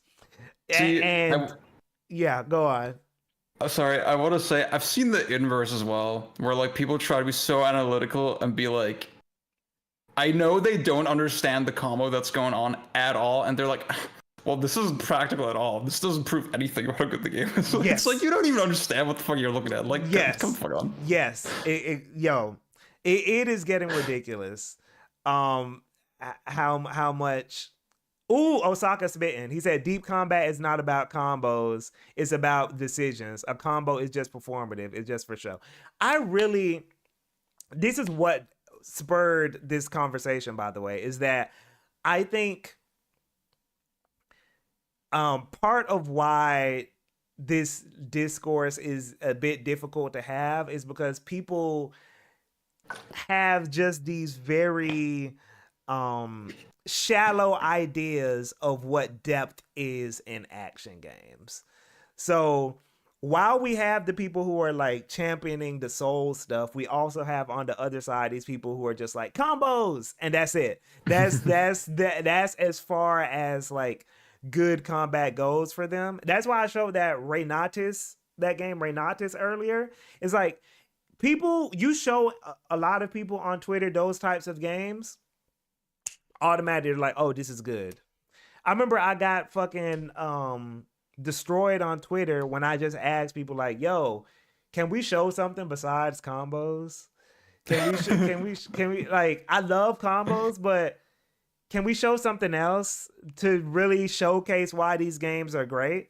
And everyone was like, fuck you, this combo is so hard, what's wrong with you? It's like, no, that's not the point. I'm just saying like there's these other aspects, of action games that I think people are just kind of not paying attention to. Even just even stuff like defensive options, which is something I don't think gets talked about enough.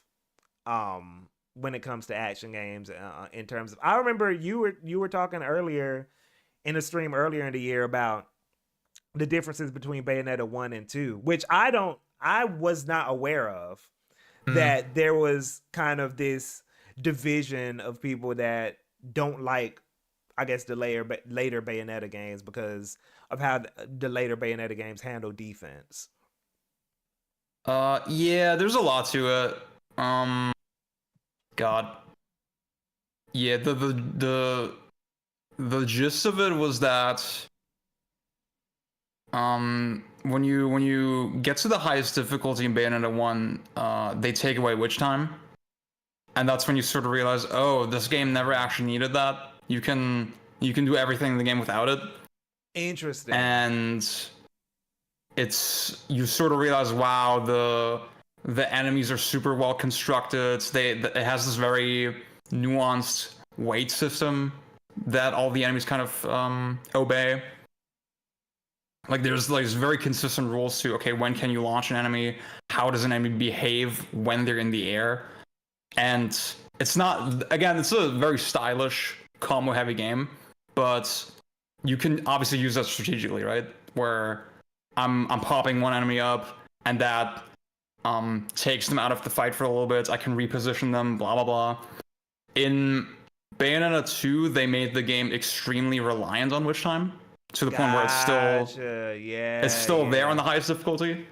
And what that also means, by extension, they designed the enemies in a way where you basically can't touch them unless you're in witch time. And that makes the combat very reactive. It makes the combat very conditional. It's like, oh, I have to meet this very linear prerequisite, meaning, okay, I either have to fill a magic meter and do the mashing super thing, right? Or I just dodge the attack, activate witch time, whatever. And like all the things that sort of are cool about Bayonetta, positioning, grouping enemies together, executing, timing a good combo, all that stuff, it doesn't really matter that much in 2 anymore. It's just about this very obvious linear call and response. And I think that's something that in general, obviously it manifests differently in every game. But I do feel like I see that a lot where if I'm just back and forth dodging and attacking, that's not all that compelling.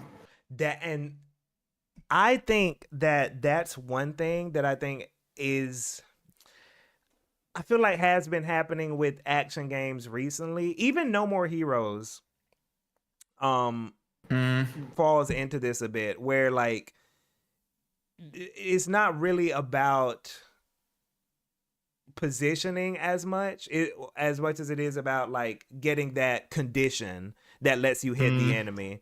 And yeah, it definitely makes it. That's why when I saw that Ninja Gaiden clip, I was like, oh, okay, that Armored Core 6, that's also why Armored Core 6 I think is fucking amazing, because that game still has that that feeling of, oh, I am going back to that word granularity. Like there's granularity to like the conditions I can hit the enemy, right? It's not just parry and now I can hit the enemy, dodge and now I can hit the enemy. It's like, oh, if I move over to the left a little bit, then I can hit the enemy, or I can get my combo in. Or if I position myself here when the enemy attacks, then I can do this.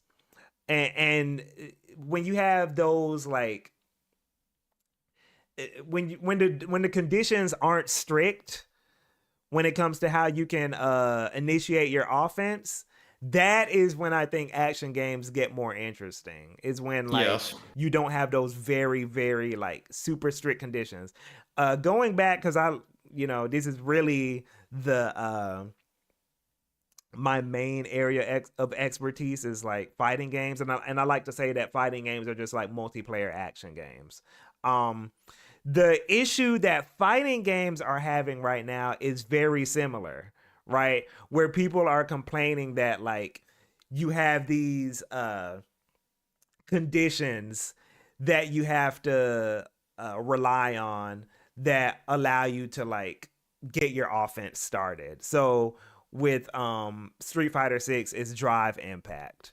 And with Guilty Gear Strive is what's that shit called? I'm forgetting what it's called in Guilty Gear Strive. But Roman Castle?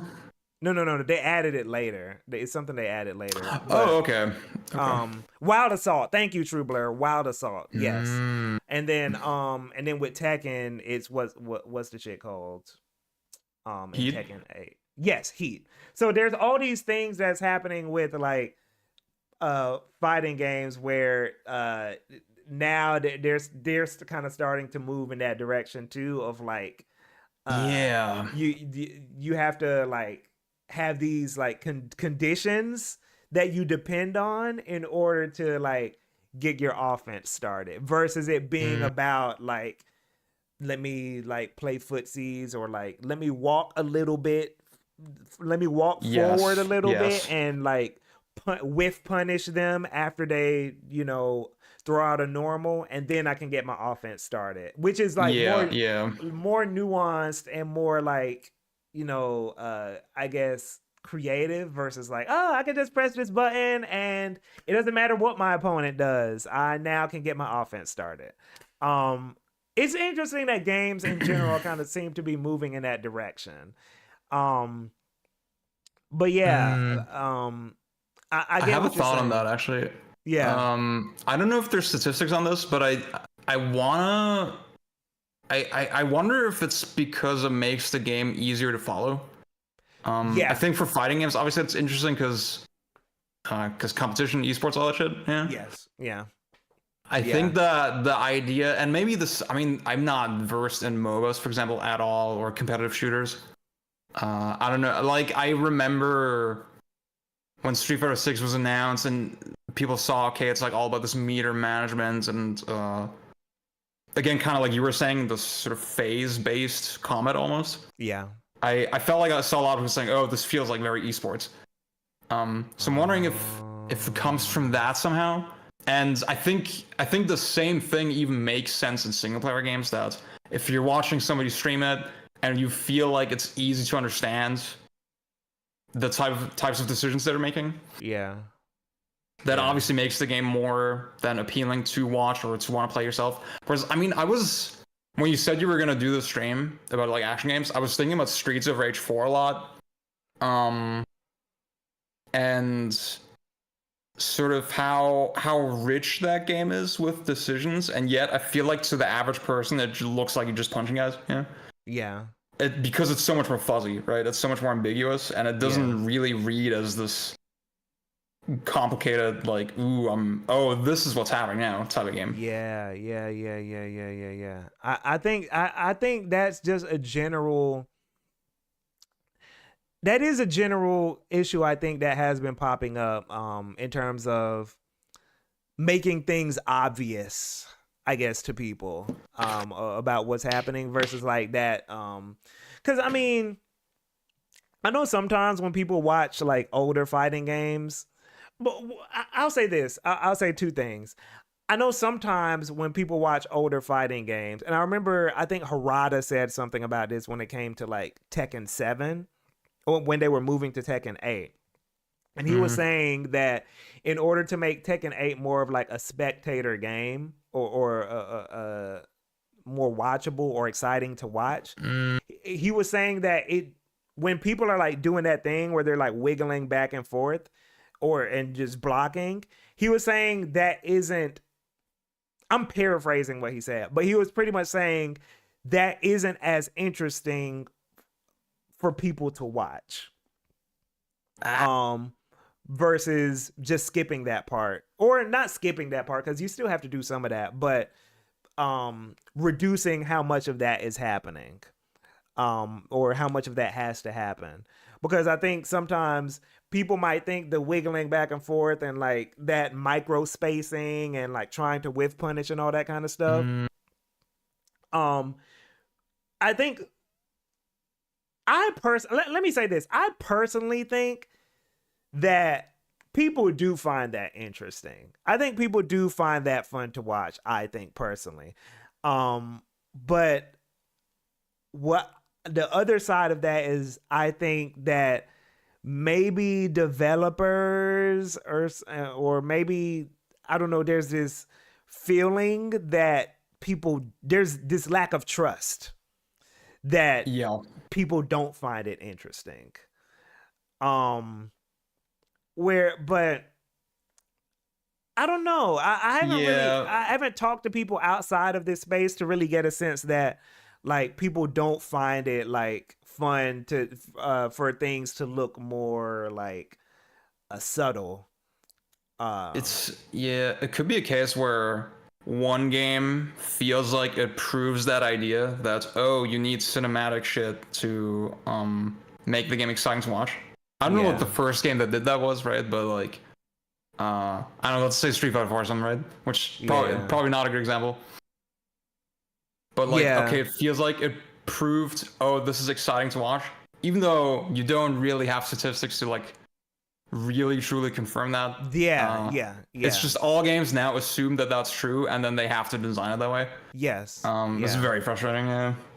Yeah, I don't know.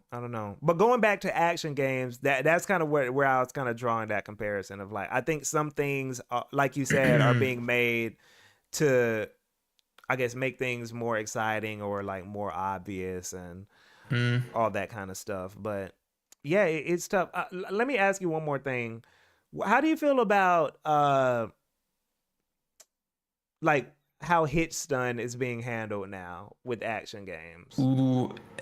I don't know if I have a easily digestible thesis on that. I guess like on a basic level, hit stun is something you need to rely on. You need to, or be able to rely on. It's something you need to be able to easily understand and make decisions with. Yeah. Okay, GK, I'm sorry. I need to bring up one of the games that you like that I don't like. Astral Chain. Oh yeah. No, dude, because I know that's one of the games that just the enemy's just standing there when you're. Yeah, I do like Astral Chain, but I know where you're going with this. Yeah. There's a very interesting problem in that game where, okay, so when you summon your what are the things called again? The little guys. They're like the stands from JoJo, basically. Yeah, I'm forgetting I'm forgetting. But I know what you're talking about. Yeah. Yeah, let's say you summon your stand. Legions. Thank you. So you summon your legion, and you can either do a regular summon or you can tell them to do an attack the moment they come out. Yeah. The problem is that the summon itself projects a hitbox, and then I think it was really weirdly designed where, let's say you tell your legion to do the launch move when they come out, but then the summoning hitbox will put the enemy in a state where they can't be launched.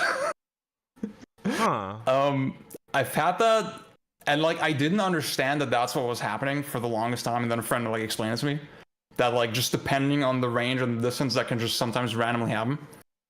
And that's the type of thing that makes me not want to learn a game. You know, it makes me think, okay, like if things are so inconsistent and like wishy-washy, then it's like, what's the point? Yeah. Yeah.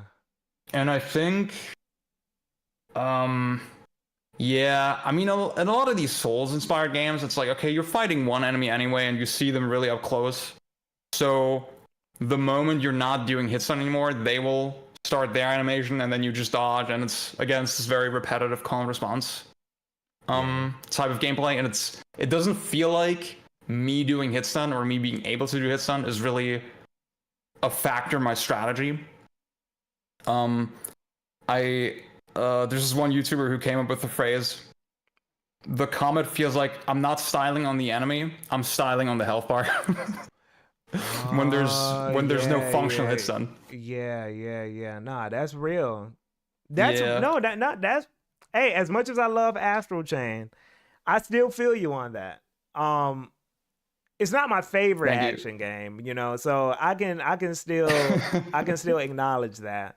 Like I think the game has some cool stuff. It's just not for me. Yeah, it's just that hit stun thing is definitely weird, especially. But the thing about it is like, I don't know, like in some games I don't mind it for some reason, but I don't really have Mm-hmm. an explanation for why right now. Like, so one Mm-hmm. game that really kind of does this a little bit is like Monster Hunter.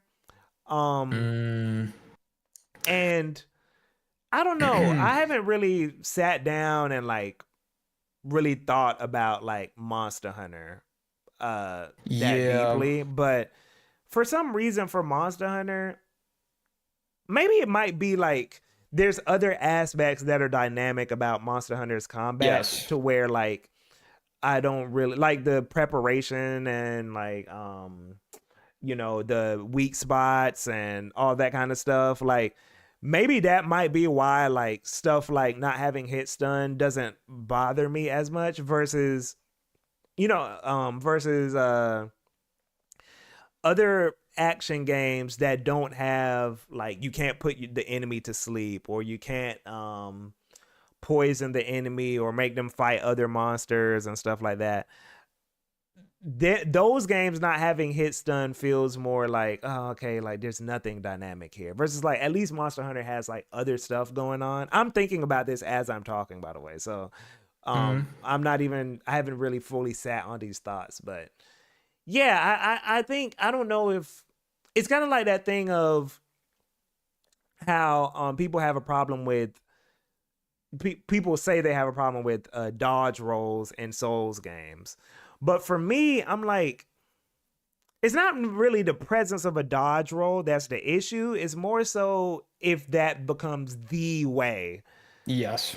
to do if that becomes like the main way that you evade or handle defense, then that's when it becomes an issue. Like Smash has a dodge roll, like King of Fighters has a dodge roll, but in those games, there's still other ways for you to like handle defense. So Yeah. it's not really an issue. And it's Um, also, I mean, those games they don't have um the range matters much more, your position matters much more. It's not yes, like in Souls I'm literally rolling into the enemy and then I'm temporarily invincible and then I just start attacking again, it's yeah, and yeah, then again I yeah, keep saying call and response. It's just that kind of over and over again. yes, I yeah, like think a yeah.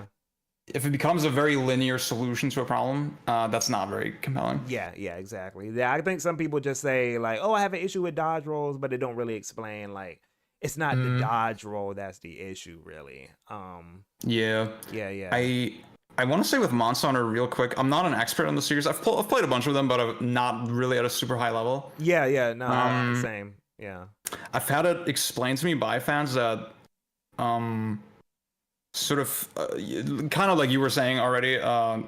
They're rich enough in other aspects that you don't really need hit stun as a part of the decision making. It's okay. Different parts of the body are vulnerable with the monster. And then usually, because monsters are relatively sluggish, they need some amount of time to like turn around or prepare an attack, or attacks always have a certain level of reach. yeah, yeah, Your yeah, position yeah. matters a lot relative to the monster. It's like when I'm Yes. sort of, let's say, 30 degrees away from the head or something, to the left, their tail swipe will probably hit me or something. So I probably want to move to this location instead. Um, yeah, I think with that sort of design, like that's the thing, right? You need to, when you want to make a game, you start from scratch and think, okay, how do I make this compelling? Yeah. Uh, Instead of, again, like we were saying already, just taking a template and painting the game out by numbers. Yeah.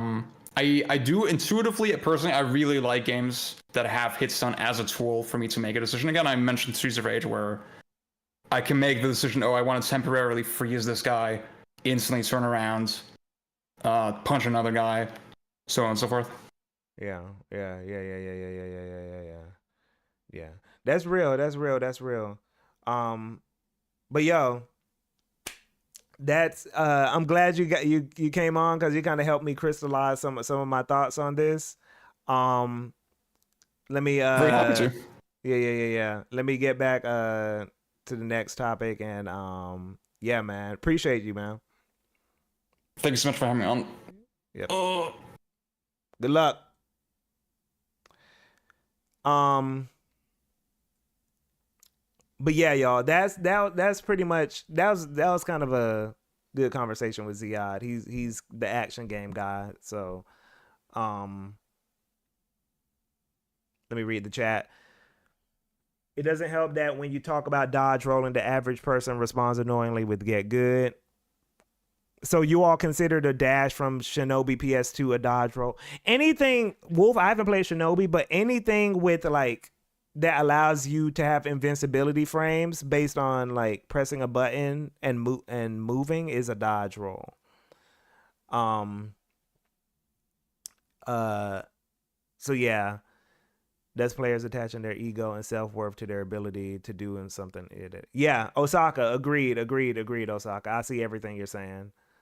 Um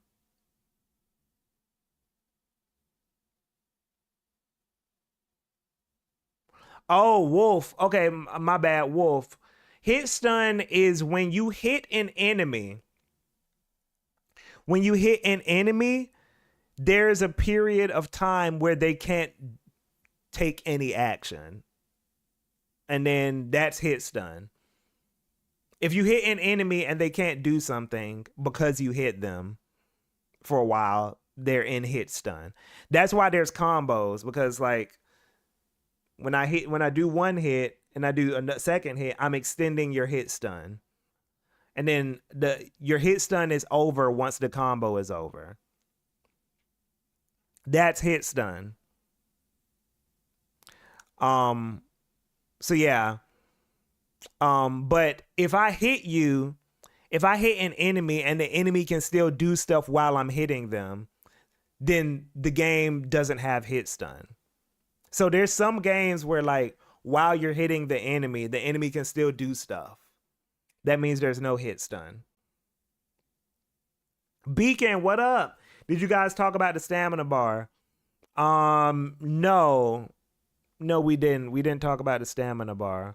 What aspect of the stamina bar did you want to discuss though? By the way, I'm not a Souls expert, so y'all got to tell me some of the stuff in Souls that like I might not be fully privy to.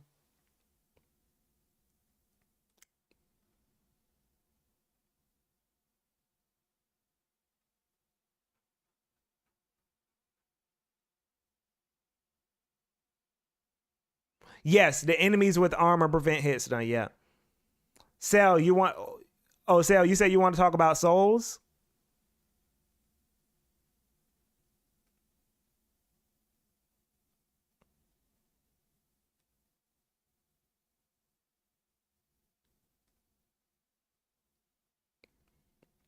You mean you're trying to? Okay, got you. How similar is Armored Core 6 to Souls? Thinking about getting it to for my B-Day. It is not similar to Souls. I would not say it's similar to Souls in any tangible way that you would be able, that would matter for your experience. There's obviously like some spiritual things, but no, not in any like real tangible way that matters. It's not similar to Souls.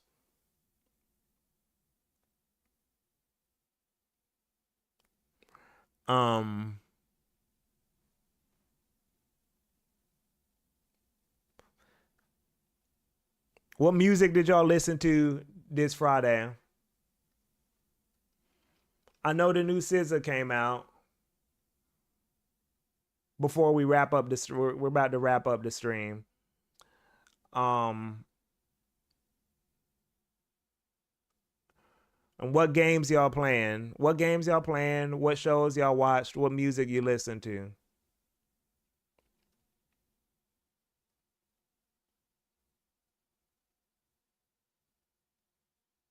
You're still on Comacopia. Hey man, Zimron, you got to get spell check, man.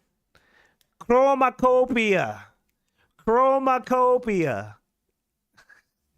I just picked up this artist named Thought Squad. That's Thought Squad is crazy.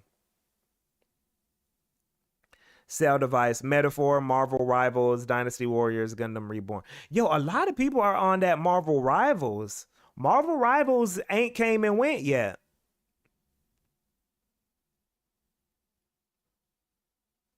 Marvel people are on that Marvel Rivals for real.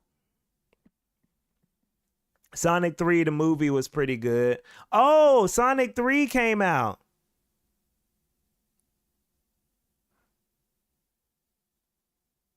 Sonic 3. Wait, so I'm gonna be real with y'all. I have not seen any of the Sonic movies. Is Sonic 3 good?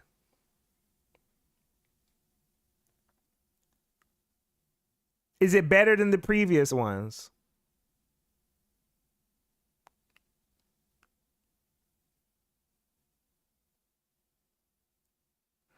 Oh, Zimron, you real. Zimron P ranked every level in Pizza Tower. Y'all need to play Pizza Tower. Play Pizza Tower. That game is fire. That game is heat. That is a good game. An amazing soundtrack. Oh, True Blur. You playing Valhalla? Valhalla is what got me into visual novels. I love that game. That is a fire game, and the music is amazing. Michael Kelly, the dude who did the soundtrack for Valhalla, I used to be cool with him. I don't mean that anything bad happened, but during the early YouTube days when I was making music, he would send me tracks to like rap on, and he would comment on my stuff. I used to comment on his stuff. He probably still remembers me too. But yeah, like Michael Kelly, cool dude, amazing soundtrack, great game. Wild Style, New SZA, been playing Street Fighter 6 Like a Dragon. Okay. You Wolf trying to play Batman Arkham. Beacon, you have taste, man. Beacon is listening to Stevie Wonder and playing Wonderful 101. Beacon of Destruction. I love it. I love it. I love it. I love it. Wait, Osaka, I'm currently reverse engineering an old Japanese flight sim called YS Flight. Lots of people like putting mecha in it, which is very funny. You win the nerdiest activity of the chat so far. That is fire. Nerdiest activity in the chat. This dude reverse engineering some shit. That's crazy.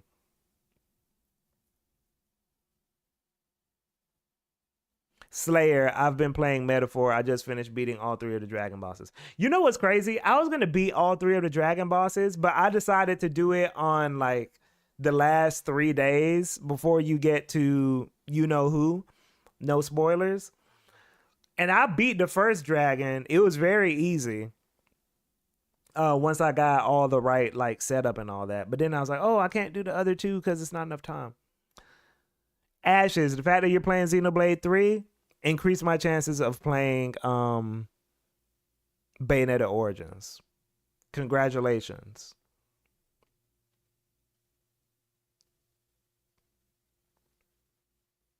They announced Sonic 4.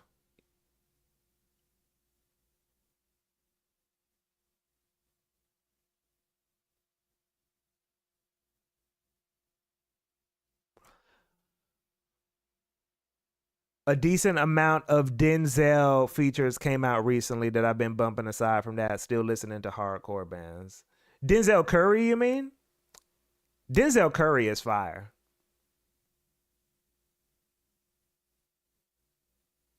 Cell, Xenoblade X Endgame. Good shit, man. Well-deserved break. Do your thing, man. I approve. Scarecrow, what up, man?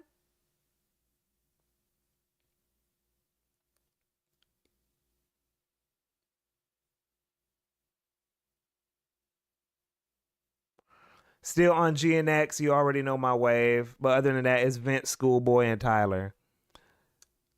Schoolboy Q's album did not get talked about enough for me this year. I feel like people, maybe because it came out early, but like Schoolboy, that Blue Lips album was really good. There's this one song he made on there with Rico Nasty. Um it was called Pop. That song uh made me like I was in the whip like yeah. That song is so Pop is so that song is like gets me hype, man. Bad Boy JM, you need 4 days, I think. Yeah, I fucked up, Bad Boy. Tino, what up?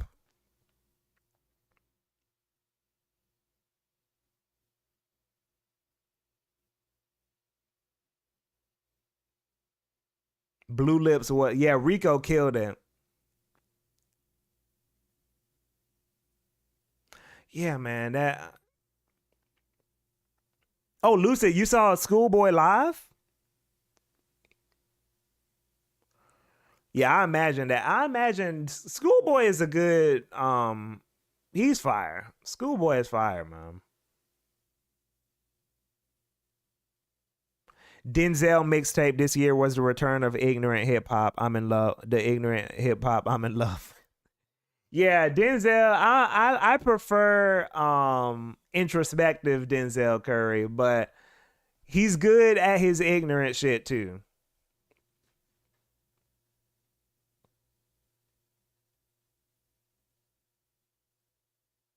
Yo, um, freaking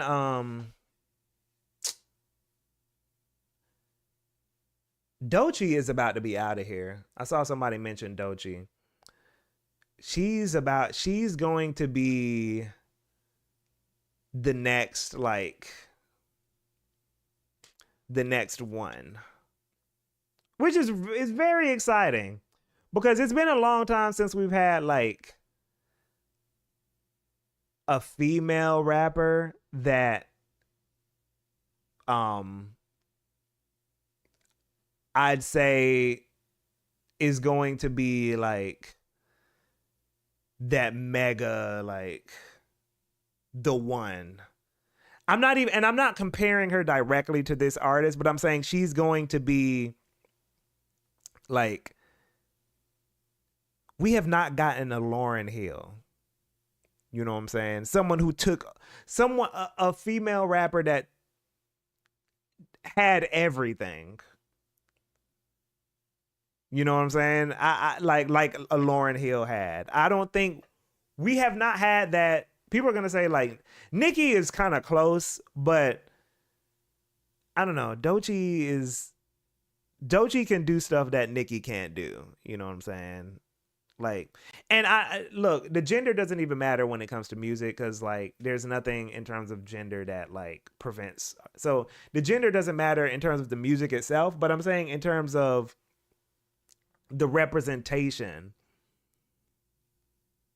we just have not seen that in a really long time.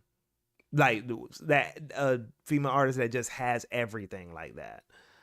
Um, she can sing for real, sing, not fake sing. She can really sing. She can get lyrical. She can make like fun songs. Uh, she can talk about different topics. Like she can talk about introspective shit, and she can do her like braggadocio shit. We have not had that in a very long time. Every female rapper that's come out has been like you either fucking City Girls or your Rhapsody, but there's no one who's like that overall versatile situation. Honestly, real talk, we haven't even had like a lot of the mainstream male dudes that have been coming out recently ain't even like versatile, to be honest. Like, so it's just a general problem with hip hop right now. Um, oh, Lucid, you're right. I'm sorry, Lucid. You're right. Doja Cat does. Doja Cat come. I take that back. I take that back. Doja Cat was that, but Doja Cat like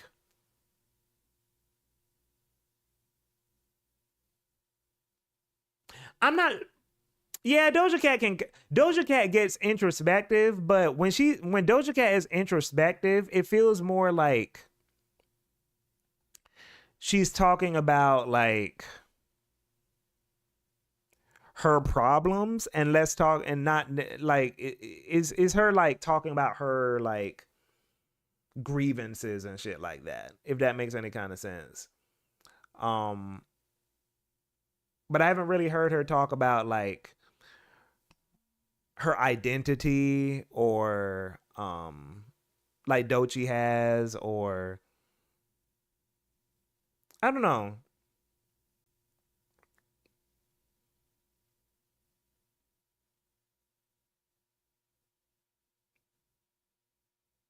Yeah, but Doja is the closest. Doja is the I put Doja in that same category. It's just that Dochi is doing it at like a I feel Dochi is doing it at a higher level, I feel.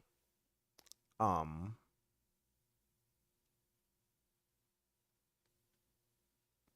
Doja tried to bring it back with Scarlet. Yeah. She did. Scarlet was a good album too. It wasn't bad. I liked Scarlet. I like that album. Um I don't really know about the racial chat rooms. I'm being honest with y'all. When it comes to artists, I really don't be like, I don't go too deep into the personal shit, just because I don't really. If you do, you can do that forever. To be honest, you won't be listening to nobody if you look hard enough. So I don't really give a fuck about that kind of stuff. But Scarlet was cool. It didn't have a lot of replay value, but it was cool. It was cool. I feel like sometimes when Doja um does certain styles, it does it feels like she's doing like a, I don't want to say an imitation, but I've usually heard it from someone else better, if that makes any kind of sense. Whenever she does like a style switch, like if she does boom bap, it'll be like, oh, okay, this is cool, but like it feels like you're doing the default thing you're supposed to do with boom bap. Um, Tino, yeah, all those people are like you're naming are versatile. I was talking more about like mainstream people who are closer to the mainstream space. Dochi, I feel like is going to be mainstream. Those people you named, I don't think are going to end up being mainstream.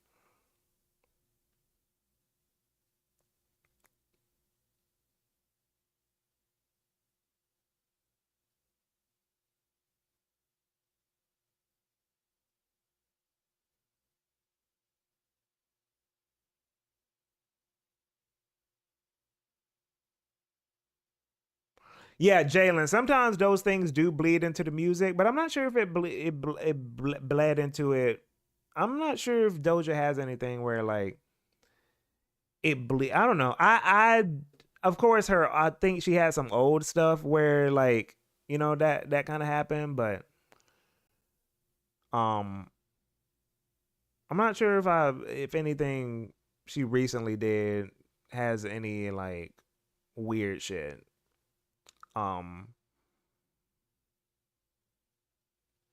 but again, I'm not like a super Doja fan, so I don't really care. I don't really give a fuck, to be honest with you.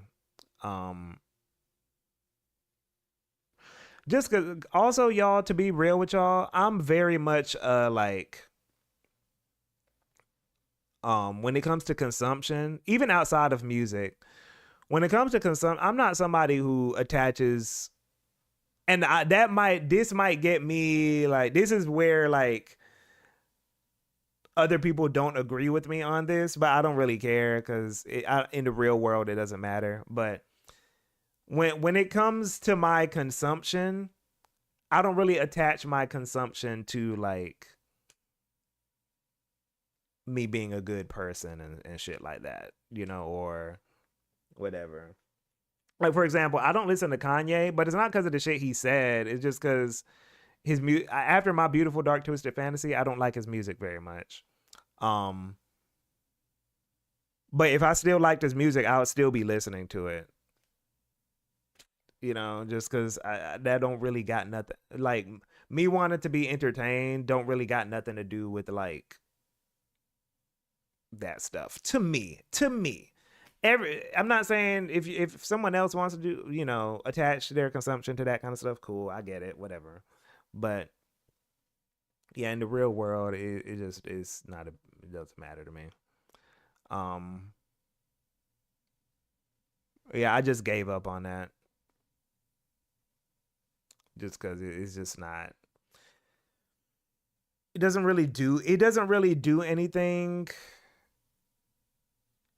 when it comes to all that kind of stuff.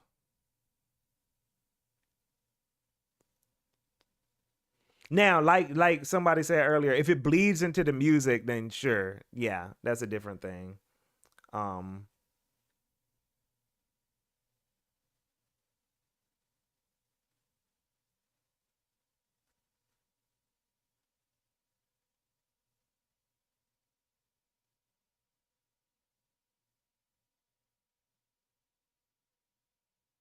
yeah, my goal as a person is the things I do in the world, the things I actually do actively in the world. That is what I care about.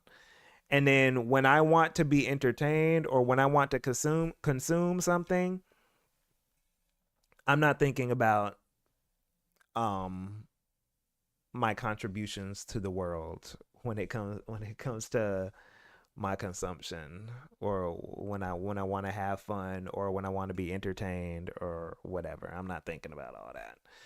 Um but yeah, so my actions, my actual activism and all that kind of stuff, like that's the only thing I attach that's the main thing I attach my, and how I treat people and all that kind of stuff. That's the main thing I attach my morality and my ethics to. Um personally. Personally. Just because I think it's kind of like a well, there's two layers to it. One, I don't think, even if I did attach my ethics to, like, the things I consumed or the things I enjoyed, even if I did, there isn't any, like, tangible there's no tangible, like, effect that has, and that I can see, or that I can, like, really feel for the shit that matters, right? So if I stop supporting, like, this big thing or whatever, yeah, that sell, yeah, exactly, like, there isn't anything. Or let's say this, even if it's doing harm for me to, like, consume something that is, like, unethical or whatever, the harm isn't even tangible. Like, that's kind of what I'm getting at. It's like, there's nothing, like, the harm isn't tangible and the benefit isn't tangible. So it's just like, whatever. It's kind of like, the way I look at it is like, um if someone, like, is working out, or if someone is trying to live a healthy life, right? And or if someone is living, like, a non-healthy life, and they eat vegetables, like, once a month, those the vegetables don't matter because your overall life is unhealthy. Your overall life is unhealthy. And same vice versa. It's like if you're living an overall healthy life and you eat a snack every now and then the snack isn't gonna like be the reason that you're gonna die. You know what I'm saying? So for me, I care about like how my overall life is. And then these other little things that might reduce or not reduce harm, I don't give a fuck. It doesn't matter. It doesn't really matter to me because it's like it's not, the reduction isn't enough for my overall like the other, let's use a video game. I'm gonna use a video game example. It's kind of like how if you're playing an RPG, like let's say you're playing Shin Megami Tensei, and you go for like a magic build, and the whole time you're increasing your magic. You've mainly been increasing your magic the whole time, and then every now and then you put some shit into strength and luck and like HP. Nigga, that shit don't matter. You might as well like that. Putting that little shit into strength and HP is not gonna matter. Like it's not gonna. It does technically matter, but it really don't matter. You know what I'm saying? In the grand scheme of things, because you've mostly been putting your shit into magic. So for me, as long as I'm mostly putting my shit into doing good in the world, these little things I do in terms of my consumption ain't gonna be the reason that I don't beat the boss. You know, as long as I can beat the boss, that's all that matters. You know, so that's really how I look at it. It's like the things I'm mainly putting my stats into are what matter, not these little like inconsequential things that like they can help, but if you don't care about it, it's not gonna hurt you either. You know, me after I get one shot because I have 20 HP. Yo, that HP can't save you. I never try to balance. I don't know why people do that. Maybe because I'm Shin Megami Tensei pilled, but I never balance my shit in RPGs. I always go all out in one stat. Every RPG, I have to be like, no, I am all agility.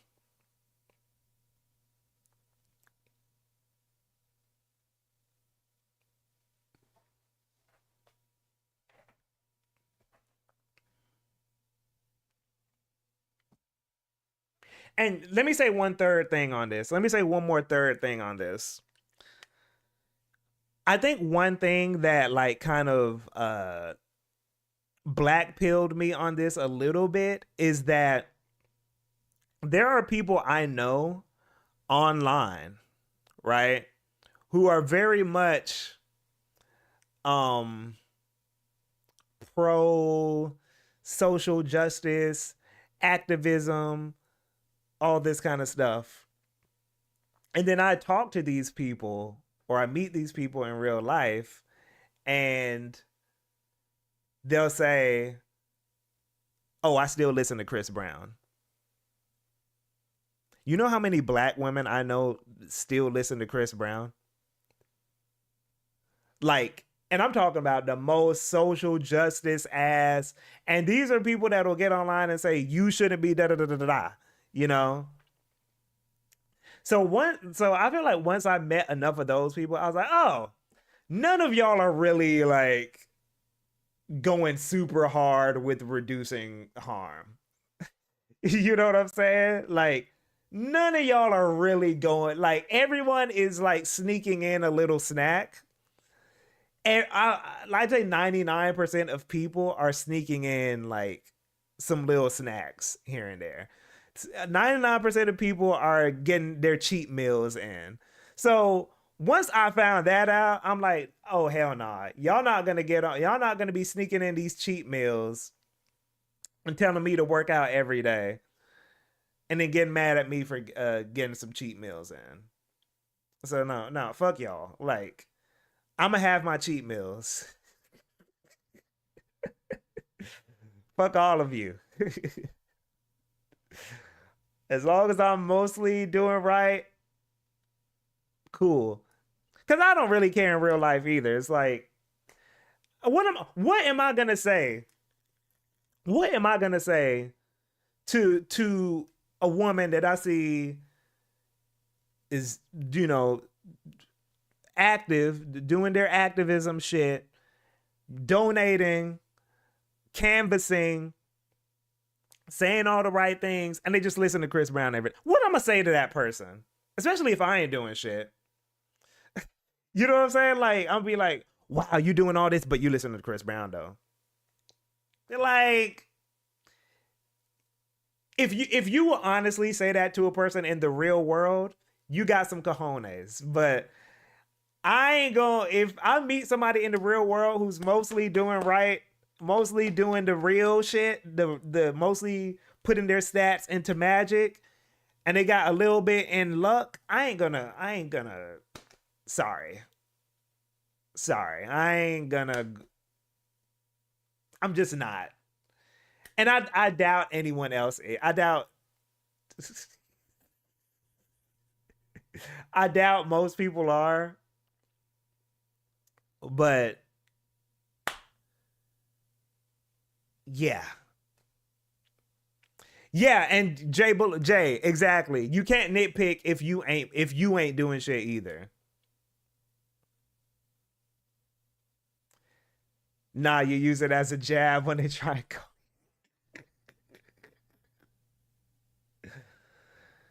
Yeah. Yeah.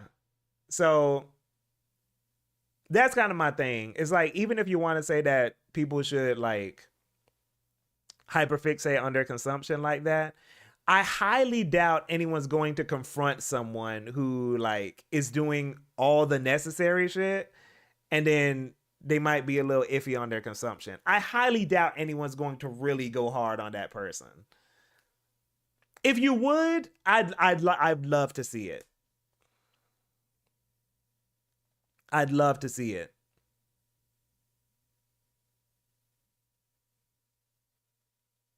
Yeah, sell. I don't think anyone will.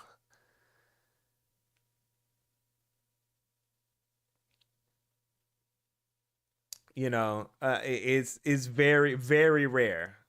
Um, Bless you, GK. I had people actually bail on me when it comes to the real groundwork after real poetic speeches on social media. I seen it. I've seen it. I've seen it, man.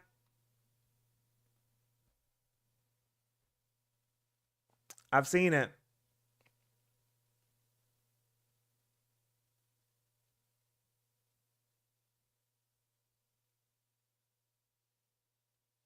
I've learned recently that R. Kelly's stream money goes to his victims now, so it's not that bad anymore. That's wild. Is that confirmed? That's crazy. How did that happen? What? I ain't heard that. That's crazy if true though. I might have to start bumping I Believe I Can Fly again. I love that song. Or what's the other one I like? I like I Believe I Can Fly. I like Same Girl. Um I think those are the only two that like I still like. But I haven't listened to him in a really long time.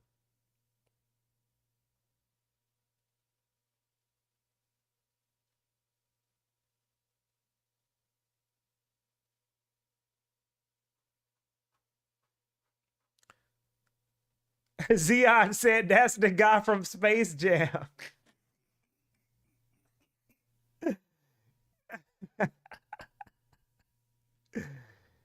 Nah, that's like, yeah. That scene in that movie was that was an iconic scene, man. Y'all remember? Wait, no, I don't think that's when it played when Michael Jordan stretched his hand for that final. Did I Believe I Can Fly play during that part? when he stretched his hand to do that final shot? When did that, or was it when he came out when he came back to the real world?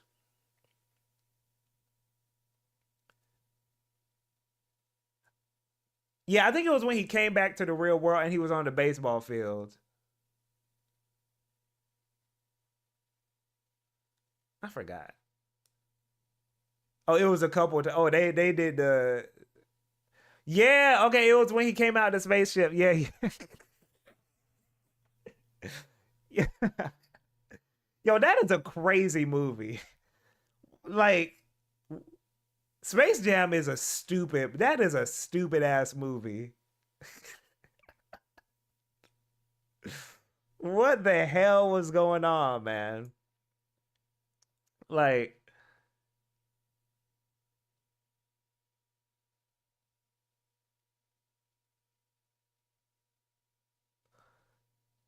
money was going. Yo, Space Jam is something else, man. Yo, Space Jam is something else. Okay, we're not talking about him anymore, though.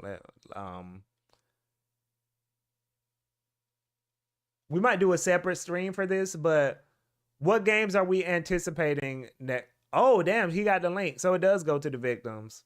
Fiesta, fiesta, fiesta. Ah, fiesta, fiesta. Fiesta, ooh, fiesta, fiesta. Fiesta, fiesta. Fiesta, fiesta. Y'all don't know about that one.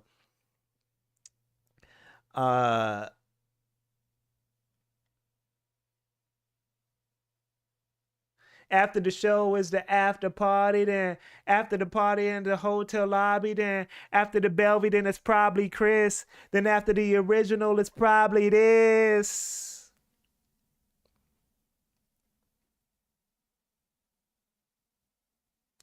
Y'all are curious about what they're doing with GTA 6. Or Ziad is curious about what they're doing with GTA 6. I'm gonna be real with you, man. Like, when GTA 5 came out, Heavy Wings, what up? I stood in line for GTA 5. And I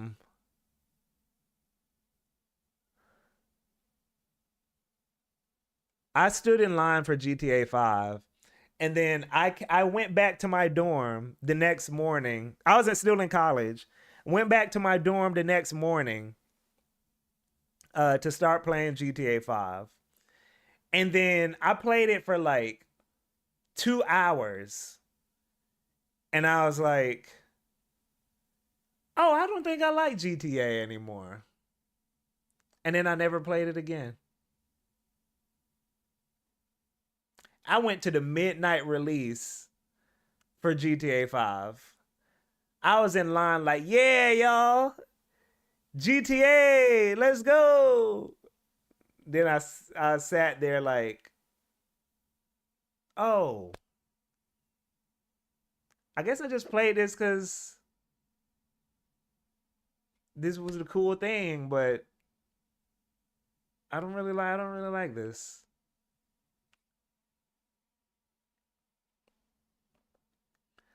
Why do I think I grew out of GTA?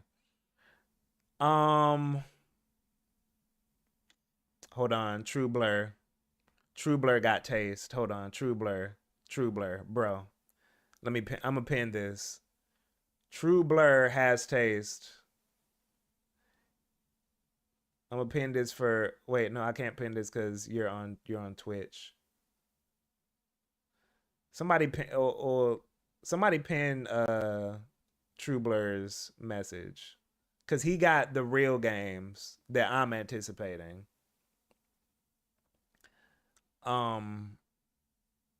True Blur said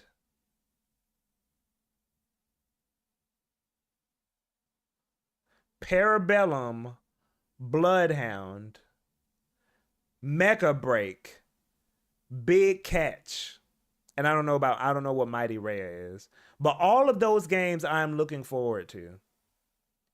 That is this is GK coded. .45 Parabellum Bloodhound, Big Catch, and Mecha Break.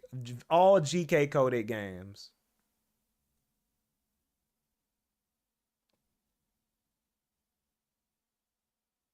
Jordan, was that my last midnight release? Was that my last midnight release? GTA 5? Yeah, I think after GTA 5, I was like, I'm never going to a midnight release again. Like, this shit is ass. What are we doing? Yeah, I think that was my last midnight release. Wait, no, hold on. Yeah, that was the last midnight release that I stood in line for. And then when did Splatoon come out?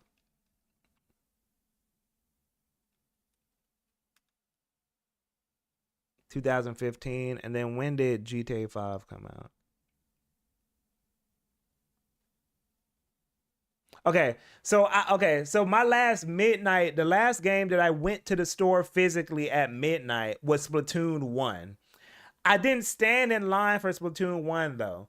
This was back when Walmart was open for 24 hours. So when Splatoon 1 came out, I went to Walmart at midnight and asked them, "Hey guys, y'all got Splatoon?" And then, and they didn't the Walmart employees didn't know what the fuck I was talking about. But I was there like, "Hey, y'all got this game called Splatoon out for the Wii U?" And they're like, I don't know. Let me look back there and see see what we got back there. And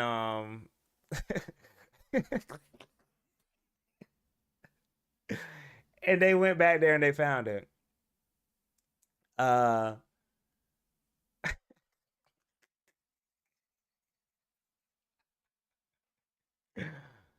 I definitely felt like a dork.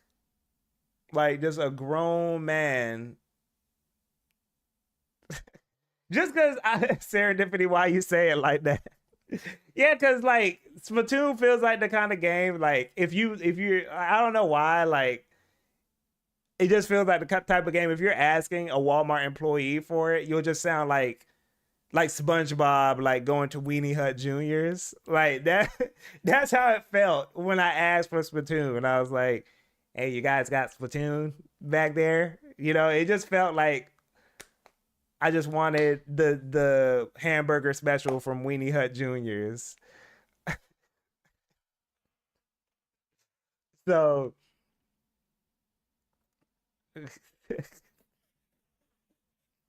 this is one of those moments where you should do the unethical thing and use Amazon to avoid humiliation. Yo, but look, I will say there was another group of dudes who were like, "Hey, are you here for?" And then I was like, "Yeah, I'm here." And they're like, "Yeah, I'm here for Splatoon." And they're like, "Yeah, yeah, yeah, that game look fire, don't it?" I was like, "Yeah, it do actually." So it was just one other group of dudes that were there for Splatoon also. So I didn't feel super alone, but um,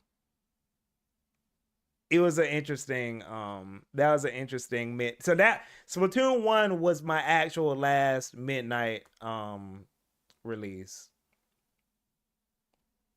You weren't there day one for Xenoblade X. Yeah, I was. I was there day one. I pre-ordered Xenoblade X. I still have the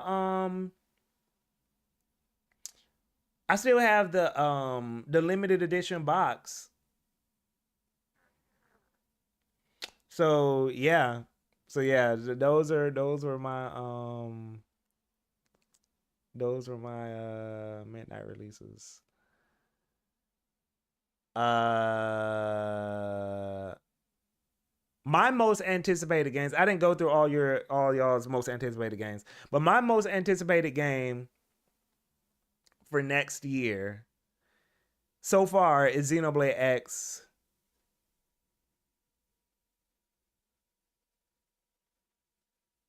Definitive Edition. That's my most anticipated. I'm cautiously optimistic about sorry. I'm cautiously optimistic about City of the Wolves. I'm also looking forward to the Virtual Fighter 5 PC release. Then what else? Metroid Prime 4.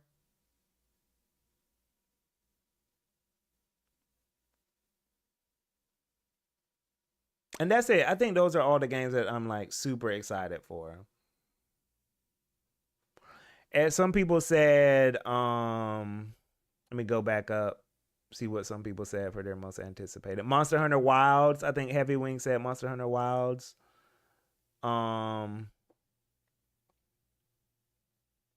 Freedom Wars. Lucid said Persona 6 ain't coming out, Jay. Persona 6 is not coming out next year. You're just making up stuff.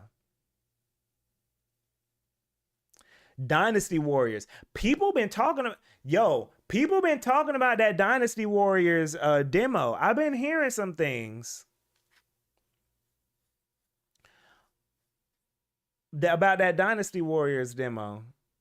People saying Dynasty Warriors coming to eat. This might be the breakout. This might be the one.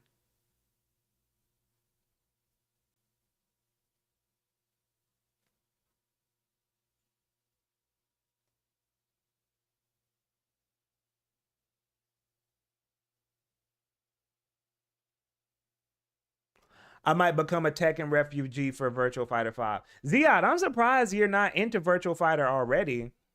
Virtual Fighter is very it feels like a you type of game, especially because you like stuff like Sifu. Virtual Fighter is very much like martial arts coded fighting game.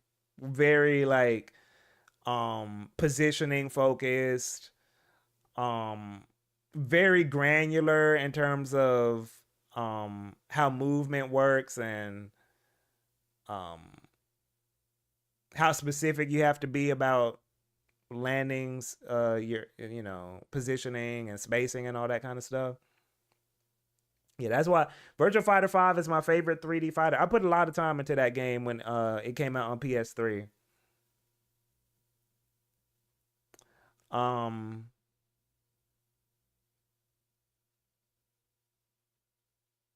Yeah, Chums, I haven't played the Dynasty Warriors demo. I've never been big on Dynasty Warriors. No, I haven't hated it, but I just never. It's just one of those games. It's one of my gaps. What else is coming out next year? We're gonna have a separate stream for this, but I'm just trying to remember what's coming out next year.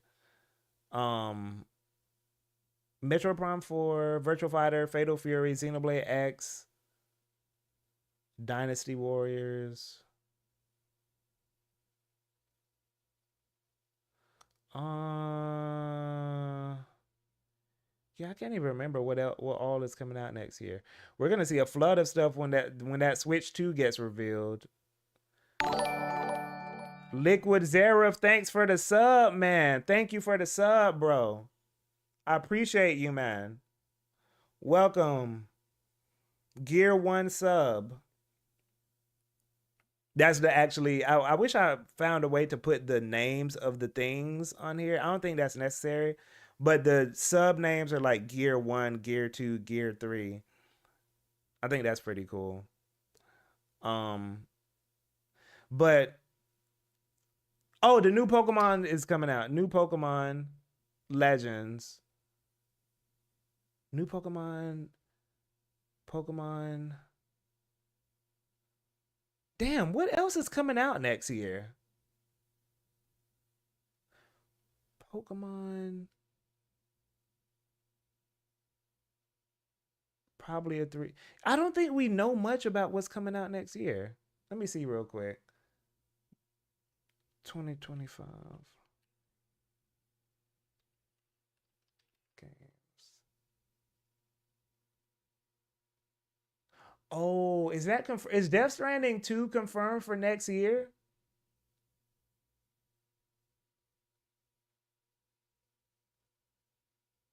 Cause I'm looking forward to that.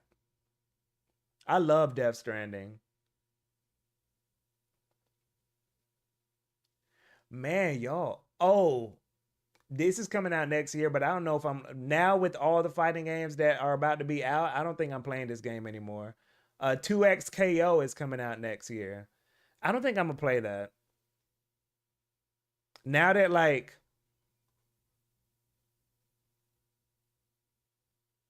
Now that Virtual Fighter is back and I'm gonna have Fatal Fury, I think I'm good on 2XKO. I don't need that.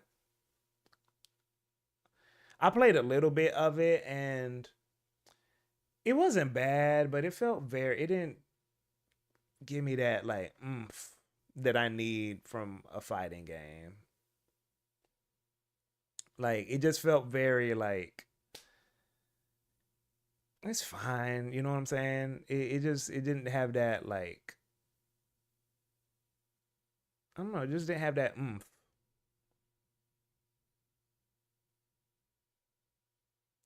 Oh, Expedition 33. Is that might be interesting. I am looking forward to that.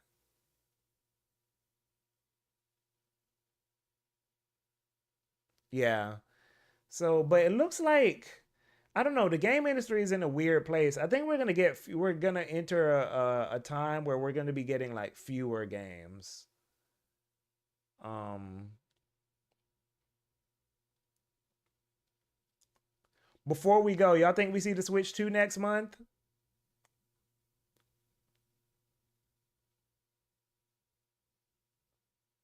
I think it's happening.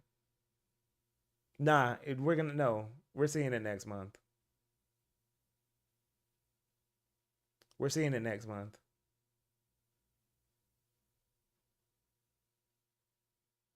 Yeah, they're gonna come out swinging. All like, yeah, next month is the month.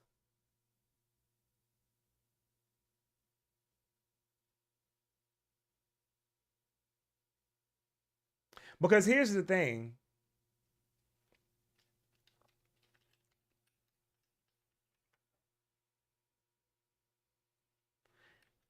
Every January,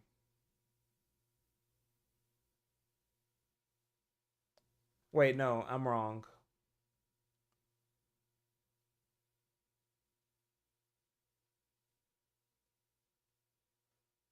No, we've not had a direct every January. I'm incorrect. But I still think we see the Switch 2 next month. But we'll have a separate convo about that. We'll have a separate conversation about that.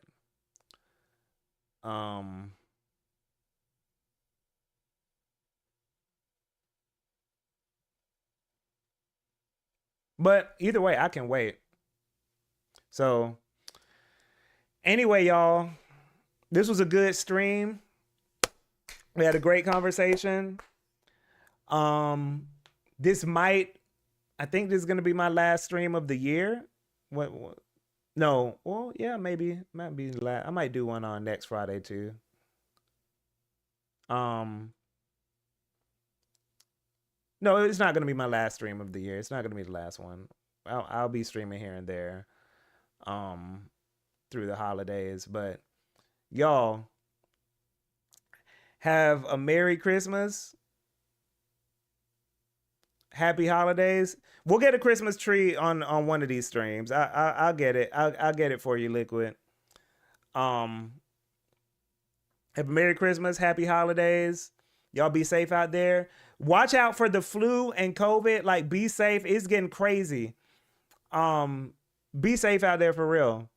Um, play some video games. Don't just talk about them.